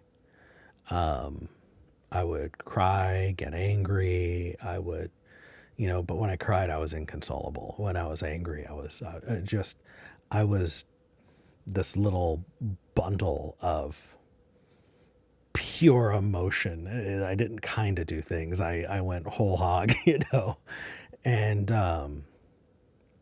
I got put in front of a therapist and I went and met a therapist. And this was through, I would say, 3rd through 5th grade for me. And what my therapist did is he said, okay, let's talk about pain and anger. Let's focus on those. And he set up a number line. And he said that, if the bottom, let's figure out what the bottom of the number line is. My bottom of the number line is stubbing your toe. And the top of the number line is you're actively dying, right? Or someone, you just saw your mom die or something like that, right? Like, and so we set up that number line. And then when I would get upset about something, my stepmom would walk me to my room and she'd say, Eric, find what number on the wall matches you. And I'd start and I'd go, right to 10. It's a 10. And my mom would go, Eric, is it a 10? Are you dying? No. Okay. What number are you? And I had to sit. It's an 8. Is it an 8, Eric? It's a 3, but I really don't like it, you know? And I got this number line, and I think that I put a lot of work into regulating my emotions and contextualizing my emotions so that my emotions are at least more consistent with what's going on with reality. I didn't do as good a job with depression. I'm still working on that, Kina. But that work on regulating my emotions, I think, impacted the way that I think about how other people regulate their emotions. And so when somebody says that, like, they get to 10 very quickly, a piece of me empathizes with that and goes, oh, that, I know what that feels like. And then so it's harder for me feels like a difference between setting up the number line and not setting up the number line. Does that make sense? Like that's just my personal experience, and I'm not trying to be right. So I think it's important to note that 20% of people are highly sensitive, and that sounds like a highly sensitive experience. Like, I think you're just highly sensitive, and you're not realizing that we're talking about the same thing. Like, I have had to do that sort of practice to keep my emotions under control. Okay, you too. Because it's so hard. Sure. Right. So we can say some brand of neurodivergence probably is informing that, but also, like, when it comes to some subjective things, like, if I'm sad, I'm not going to look at a neurotypical person who's sad and say, I'm more sad than you. No, like I said, it's not that the maximum value is different. It's just how quickly it fluctuates, because on a neurological level, we flip more easily. The reason why you've had that experience, the reason why I've had that experience, is because a normal brain does not move that quickly. Like a normal person, like, yeah, I mean, to some extent, everyone's going to have something kind of like that because everyone's a child at some point. But, like, I don't think most people need to go through all this effort. They don't need a therapist to explain to them, you know, stubbing your toe is not a 10, right? A normal person just kind of figures that out. I mean, when you're so Kina? Yeah. I think that if that were the example that I was introduced to, I also got to tell you, my first example of talking to a highly sensitive person was on Secular Sexuality, when somebody was a guest that day and said that highly sensitive people are psychic and they can, and that they can intuit, you know, being highly sensitive actually gave you some special powers. They say the same thing about autistic people. Yeah, that's ADHD too. Yeah, ADHD right. Oh, really? I mean, it can be completely debilitating. No, you get your own color. It's like Captain Planet. There are lavender children. There are in the chat. What's the one for ADHD? I forget. But yeah. I think that makes a lot more sense. And if the person I spoke to at years ago who said that they were psychic, highly sensitive, if instead they said what you said, I probably wouldn't have a problem with it. I think now I'm going to need to be more specific and say that people who say that they're psychic and highly sensitive, maybe, but okay. I think I'm open to changing my views on that. Ethan, what do you think? I took like the entire talk. I was going to leave this one to you, but my first experience actually was just about 2 months ago when I first learned about HSP, And I was talking to a friend, and we have similar mental health diagnoses. So, she was asking me questions like, okay, tell me about your symptoms of ADHD. And I'd list them, and then she's like, okay, you don't have ADHD, you're just HSP. Now tell me about your symptoms of bipolar. And I'm telling her that. She's like, okay, you don't have bipolar, you're just HSP. She's going down this rabbit hole. Yeah, and I'm like, I was... and she's like, and then she's like, yeah, HSP is definitely one of those ones that's easy to exploit, for sure. She's like, your psychiatrist misdiagnosed you, and so did my psychiatrist. And then I'm like, how do you know that? I'm like, you're just, reading a few things off the internet. I'm like, these are doctors. And when I said, I think, we have similar, based on your diagnosis, we are on a similar thing. And like, she freaked out and hung up on me, and won't talk to me anymore. So yeah, that was my first experience with HSP. That sigh said so much. Yes, it did. It was very telling. So Kena, I think we can probably assume that you disagree with what that person was telling Ethan. Yeah, I mean, there's a lot of therapists that have their little pet thing, and they will not accept that comorbidity exists. Yeah, that's stupid. How about let me propose something. Currently, HSP is not in the DSM, correct? Correct. Right, because it's not a disorder. Well, I think that if it is causing like problems in your life that other people don't have to deal with, then I would consider that a kind of disorder. Yeah. So it makes you very prone to adjustment disorders because you're much more vulnerable to circumstances in your environment. But there's also advantages to being an HSP, like you're much more sensitive to other people's emotions. Because are you though? I don't know. So that's the thing. No, is, I don't know. No, that's the thing. It literally is. I don't have access to other people's empathy, and I refuse to assume that I have more or less empathy or capacity for empathy than another person. That feels bad to me. Like there's a I hate that it's a real thing for sure. I hate that. Okay, so how about this? I will advocate for 90% of your definition of HSP, except for that last part. And if that can be like structured so that we are talking about the same thing when we talk about HSP, then I'd be much more okay with it. But until then, HSP means what you mean, but it also means psychic, and it also means your comorbidities don't exist. And because of that, I still don't think it's a useful, at least not yet, until it gets more, what's the term I'm looking for? More accepted as a thing with definite traits and isn't so loose as to include weird psychic spiritual powers and shit. I mean, everything has been used for weird psychic spiritual powers.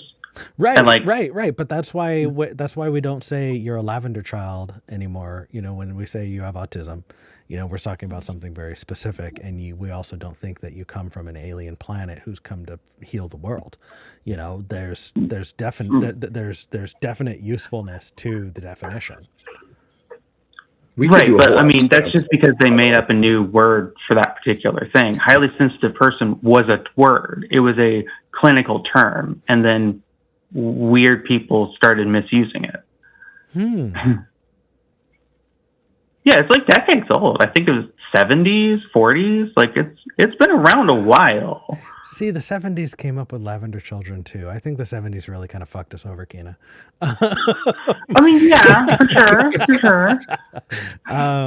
So I think I'm not saying all science was good in the 70s. I'm just saying this particular science has ontological inertia. Ontological inertia. I feel like that's the kind of poop I take in the morning after I drink my coffee, as I have ontological emotion. Kina, so we have two other callers in only 10 minutes, so we're going to try and hop on to the next person. But thank you for One calling in. last question Oh yeah, for Ethan, what's Kina. up? One last, real quick. Kina, I'm seeing your pronouns is SIE and HIR. I've never heard of that before. Oh yeah, they're pronounced C here. They're just gender neutral singular pronouns. I just prefer them because I understand that they, them, singular is an accepted part of the English language and has been for centuries. It just still bothers my brain, and so I prefer an alternative. Thank you. You're gonna hate this, but it makes me think of she, her, but with a German accent.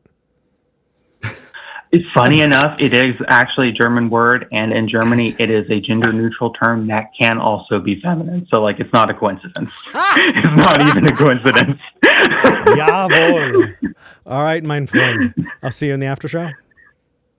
Yes. Right. Thank you for your time. Thank you. That was fun. Yeah. Oh, and before we end the show, I need 3 minutes at the end of the show because I want to share a funny story. Maybe 2.5. Are you comfortable with running long? It would take. It would. I have until 1:15 p.m. Central. Okay, so it will eat into the after show, y'all, but we're happy to run long a little bit. So and one more thing, Eric. One person is asking about poly. Never mind, I'll tell you this offline. Okay. One person's asking about poly. The other person's asking about capitalism. Which one do you want to take first? I say poly, so we stay on topic. Sounds good. Jay, talk to me. Hey. Hello. Good evening, guys.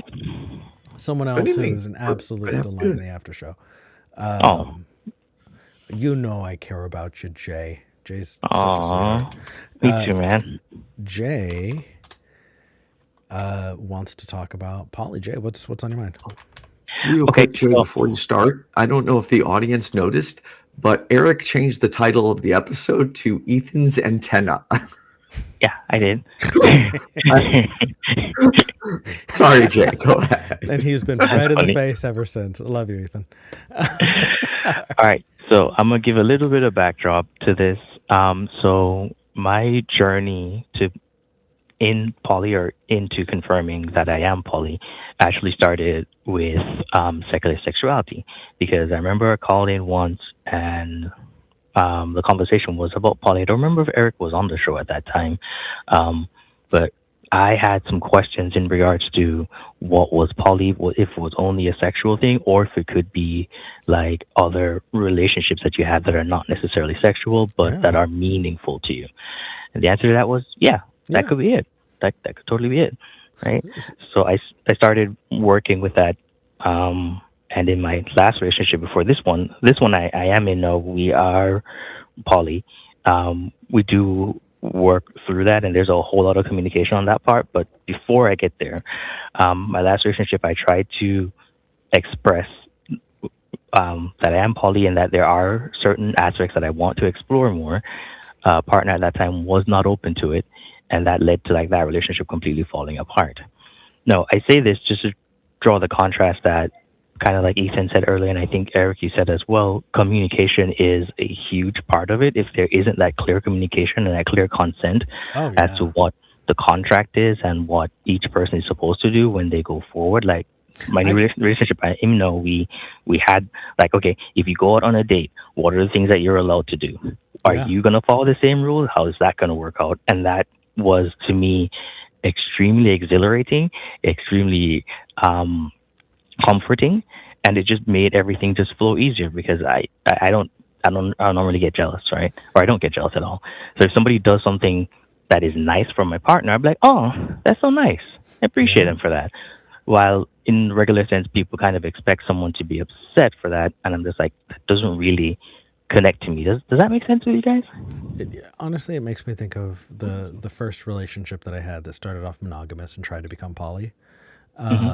We were super good with it conceptually, and then I started dating another person, and the person I was with, in the relationship first, started asking me to be mean to the second person. They were just seriously? like, yeah, they were just like, oh, you're going to go on a date? I kind of want you to cancel the date because I want you to spend time with me. They were basically asking me to do things to demonstrate to them that they were still most important in my life. And if I wasn't willing to do that, they viewed it as very hurtful. And the impact of that is I was a piece of shit to that second person. I was not making room for them the way they wanted room and the way that I wanted to have space in my heart for them, because that first person was asking me to be cruel, kind of, you know, to not respect the relationship that I was developing with that other person as well. That was a huge lesson that I learned. I'm sorry. As you were talking, that's just kind of what popped into my head. I don't even know if I answered your question. Well, you kind of did. You kind of gave some concept to it because, well, my first relationship that I was talking about first, that one ended. That one's over. Many different reasons. I'll probably tell you more about that in the after show. But well, what it caused me to do is it caused me to take some time to, about a year or so, to reflect on what boundaries I kind of want to set and how I want to proceed going forward. And one thing I wanted to be clear on before talking with anyone else is if you, the other person, wants to interact with someone else, I'm not going to take that as like an offense. That's just be clear with me as what the communication is. You know, let me know what you're feeling and let me know what my position is in your life, because I can't just demand that time. You have to like give it to me, right?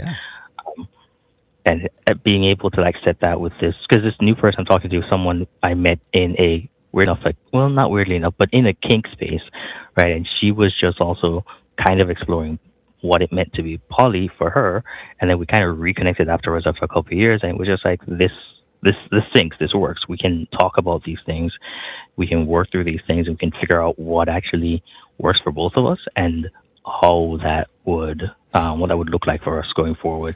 So it's still something we're working through, and I think just that the key part is the communication of what is going to happen, what the intent is, and then the clear communication of, okay, I don't like this guy. Because let me give you an example. 2 weeks ago, she went on a date with someone, and then she was like, oh, I'm repulsed by the guy. So I was like, wait a minute. If you're repulsed by the guy, you shouldn't see him anymore because you don't like him. She's like, yeah, repulse isn't the word. I just don't like his personality. I'm like, okay, cool. So probably don't go out with him anymore because you don't like his personality. And she's like, yeah, you're right. Let me not do that again. I mean, look, if the dick is good and you just want to call them up on a Friday night because you need somebody to break you off, but you're not interested in talking, like, I guess there's room for that, but still communicate and be like, hey, look, I'm really not interested in what the top half of you is doing. You know what's funny? What's up? They had a meetup, and then she said, yeah, it was okay. It was fine. I was like, okay, cool. And then he messaged her afterwards, and she's like, yeah, I don't like him that much. Time wasn't that fun, and I'm not going to do it. So I was like, okay, just be nice and tell him, it's not going to go anywhere. And it was fun. And she tried to use ChatGPT to write a message because she thought I was too mean. And ChatGPT was like, yeah, this isn't going to work. I never want to see you again. And I'm like, see, I was nicer. Yeah. Oh, man. I feel like you make me want to share so many poly stories. Oh, my goodness. Okay. We could go down this rabbit hole, but I think that I think it'll take the whole time.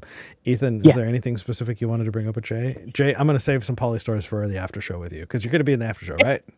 Yeah, I am, for sure. Ethan, what do you got? No, I'm good. Oh, sorry. No, I'm good. I got nothing to add. Okay. Oh my gosh, communication. Holy shit. Communication. That is so hot. I swear. It's so hot.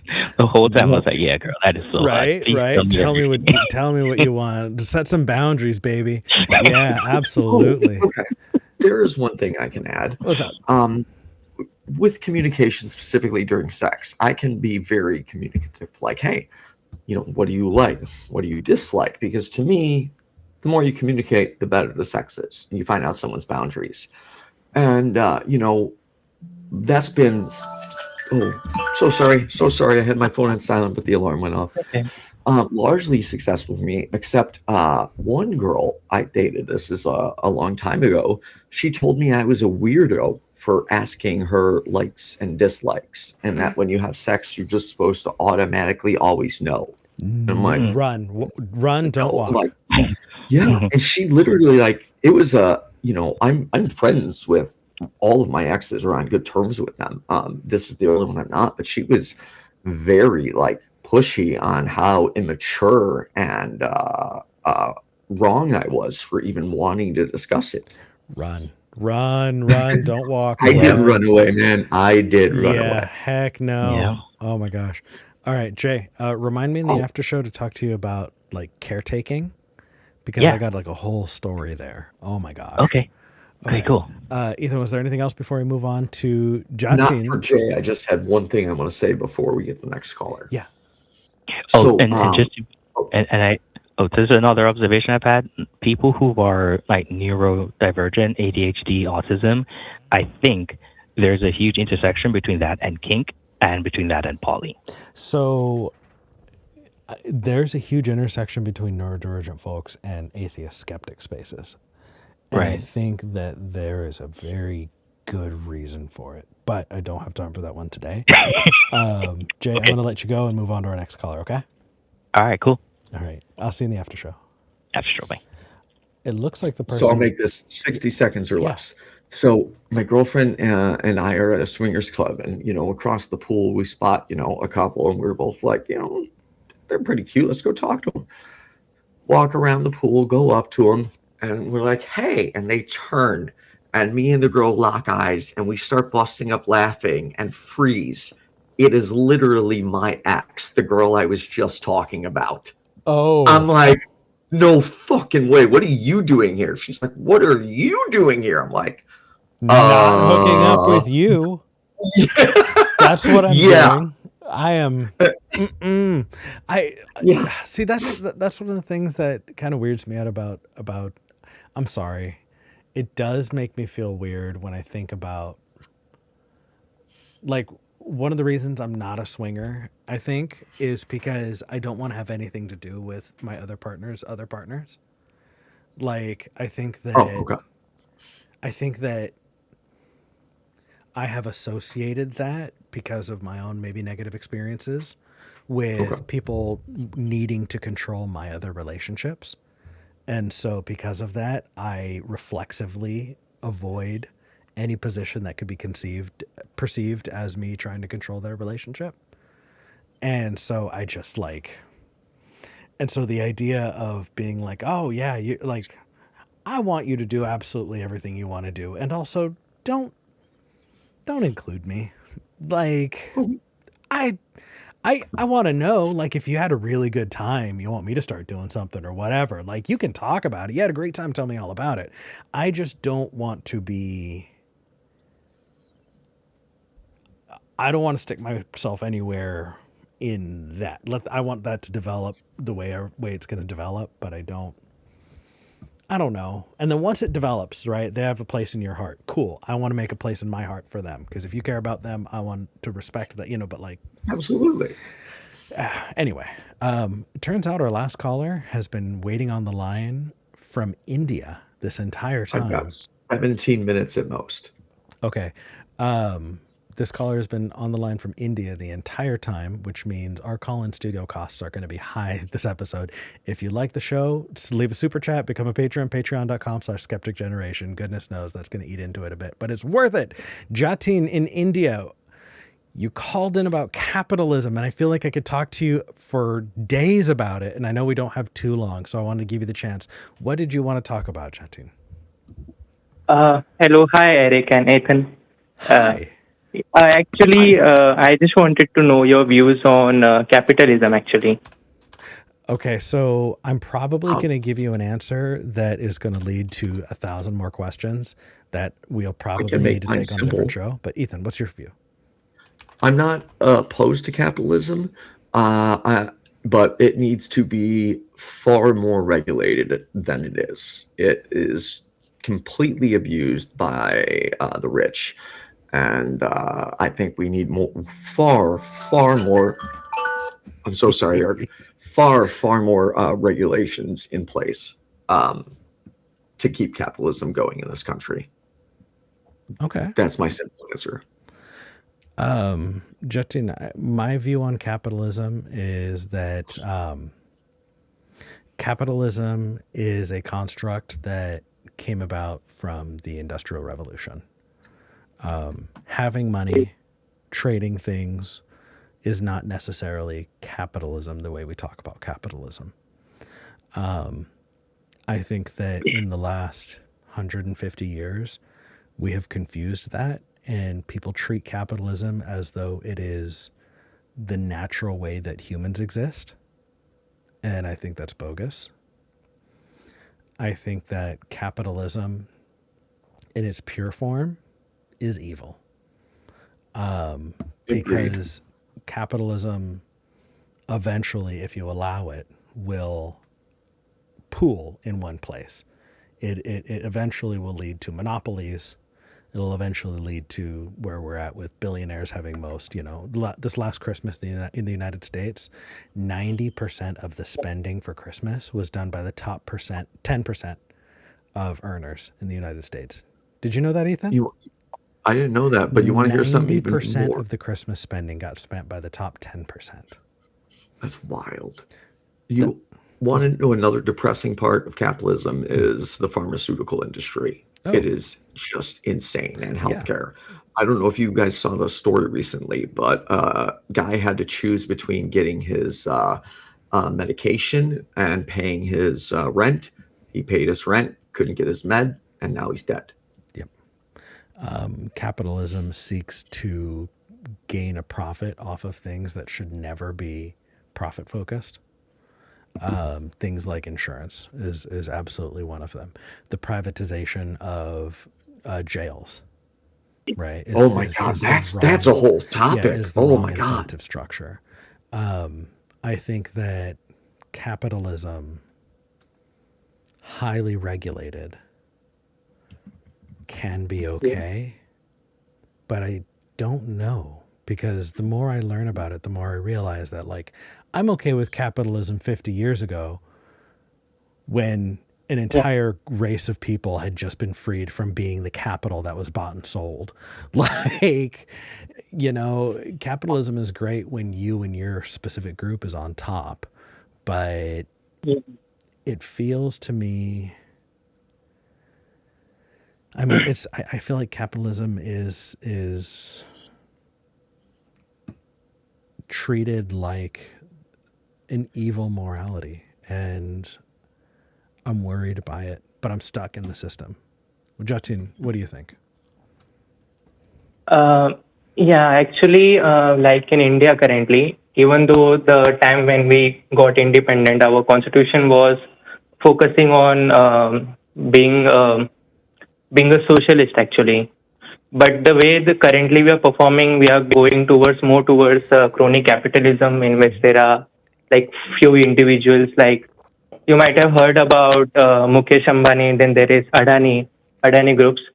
Currently, most of the industrialization is controlled by them. Government is more involved with them. That's the reason why, at least in India, there is like deforestation. Currently, there are going to be projects in Andaman and Nicobar Island actually, in which there are many indigenous like humans which are living there, and also like different kind of species like animals that live there, and there is like there are many trees there, but all of that is going to be waste because deforestation is going to happen, and also the humans are going to get harmed there. Yeah. And that's the reason why I think that inherently the concept of capitalism is quite bad. And I believe that at least in India, where the corruption is the problem actually, and also our population is also quite high. So to regulate capitalism totally, I don't think that is actually possible. Because the leaders aren't good here. They aren't well educated, you can say. So I don't think that can happen. But I don't know if socialism, I do think that it can happen, but I'm not sure if communism can actually happen here because of large population we have. I don't think so either, honestly. Jatin, can I give you a suggestion? Yes. I think that there's a lot that you could learn from the Mexican Revolution if you look into it. Okay. Essentially, hold on just a second. I got 5 messages. I just want to make sure everything's okay. Yeah. Okay. Yes. Jatin, in the early 1900s, the late 1800s, there was a dictator in charge of, he was the president, quote unquote, of Mexico for 30 years. His name was Porfirio Diaz. He had a group called the Rurales. Rural. They would go into rural areas and they would take any native peoples and they would kick them off the land and then sell that land to American businesses. Either you listened and followed or you became a slave on your own land. What you're talking about with the extraction of resources sounds similar to what I've seen in that part of history. There's a way that they got through that, and that was revolution. I suggest you look into Mexican revolutionaries. They have some really cool thoughts. Look at the brothers Magon, Magon, the Magonistas. Pancho Villa, shit, like there are whole groups who put in work to stop that system, and I think that might be helpful to learn about. So as you mentioned that there was a dictator, so were they practicing communism or were they like socialist or something? The government exactly. Yeah, so people act like fascism is just a right-wing thing. It's not. You can have left-wing fascism, you can have right-wing fascism. The fact is when you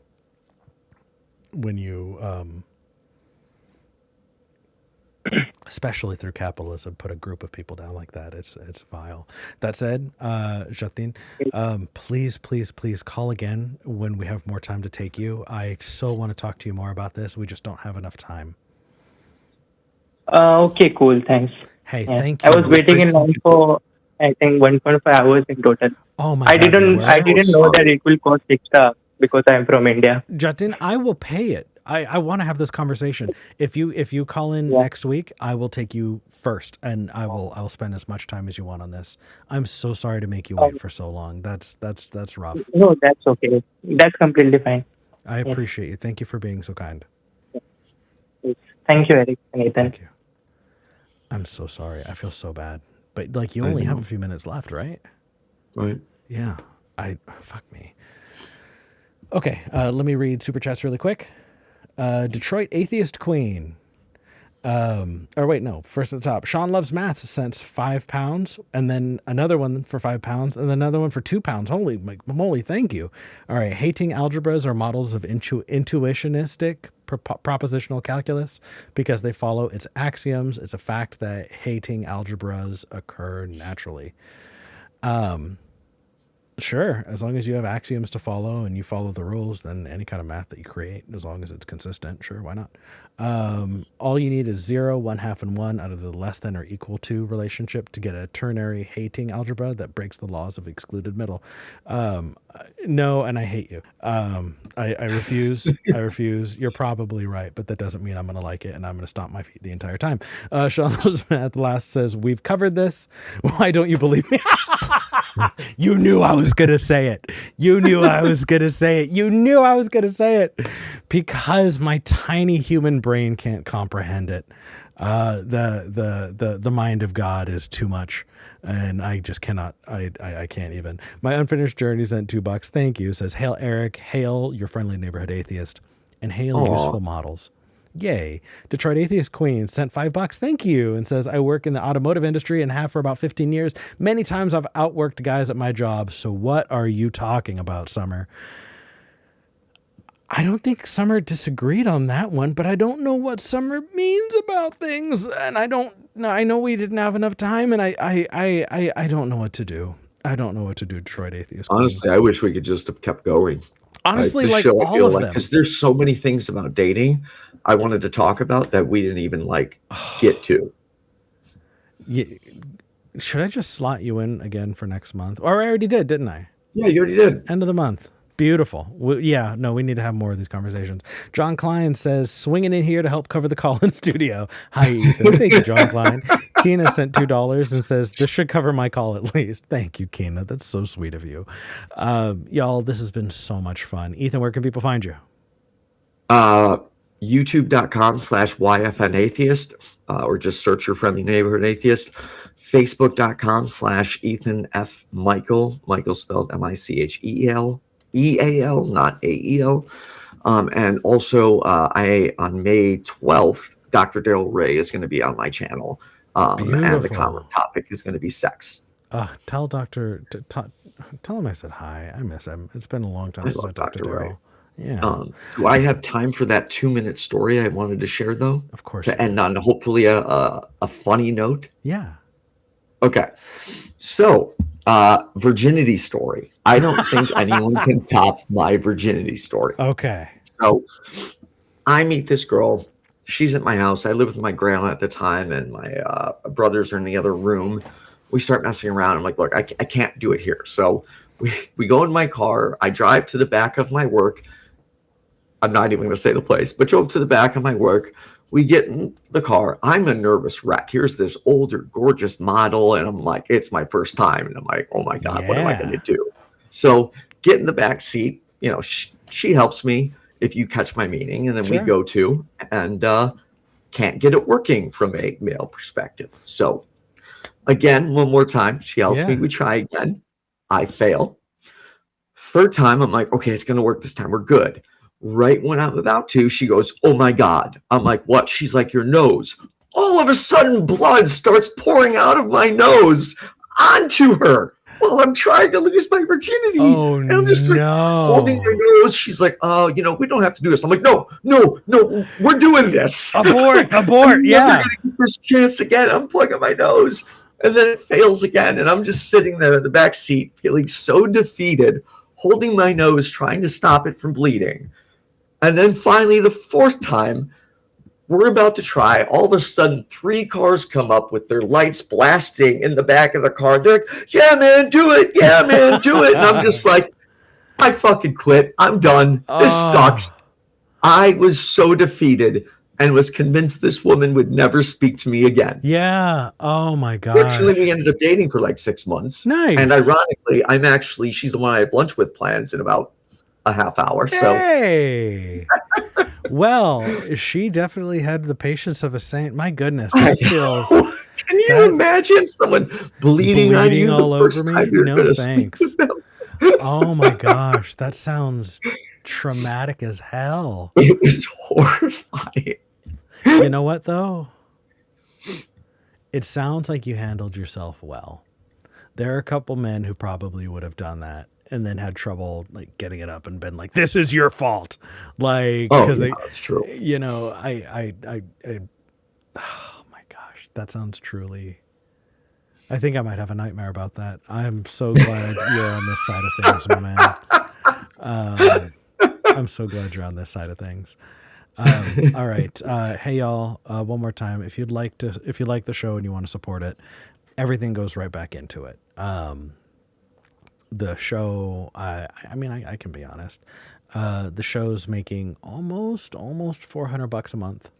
Nice, dude. Almost, yeah. Do you have a merch store yet for merchandise? Merch, we usually make like $1 or $2 off of it, so it doesn't really help much. If people, it's okay. That said, with Wirecast, with Call-In Studio, and everything like that, generally, if we don't get too many calls, it's actually it comes in, maybe right about even, and I'm really grateful for it. But if you want to support the show, it's just going to go right back into the show. Patreon.com/skepticgeneration. That's patreon.com/skepticgeneration. The conversations are worth having. This has never been about the money, and it's not ever gonna be, and that's okay. It's worth having. It's worth doing, and I'm just so grateful y'all are here with us. So, Ethan, do you remember how to close out? I forgot. You say something, and then I'm glad we have this talk. Is that what I say? Yep. So Okay. I'm Eric Murphy. I'm Ethan Michael, your friendly neighborhood atheist. Nice. This is Skeptic Generation. And I'm glad we had this talk. That was perfect. See y'all in the after show.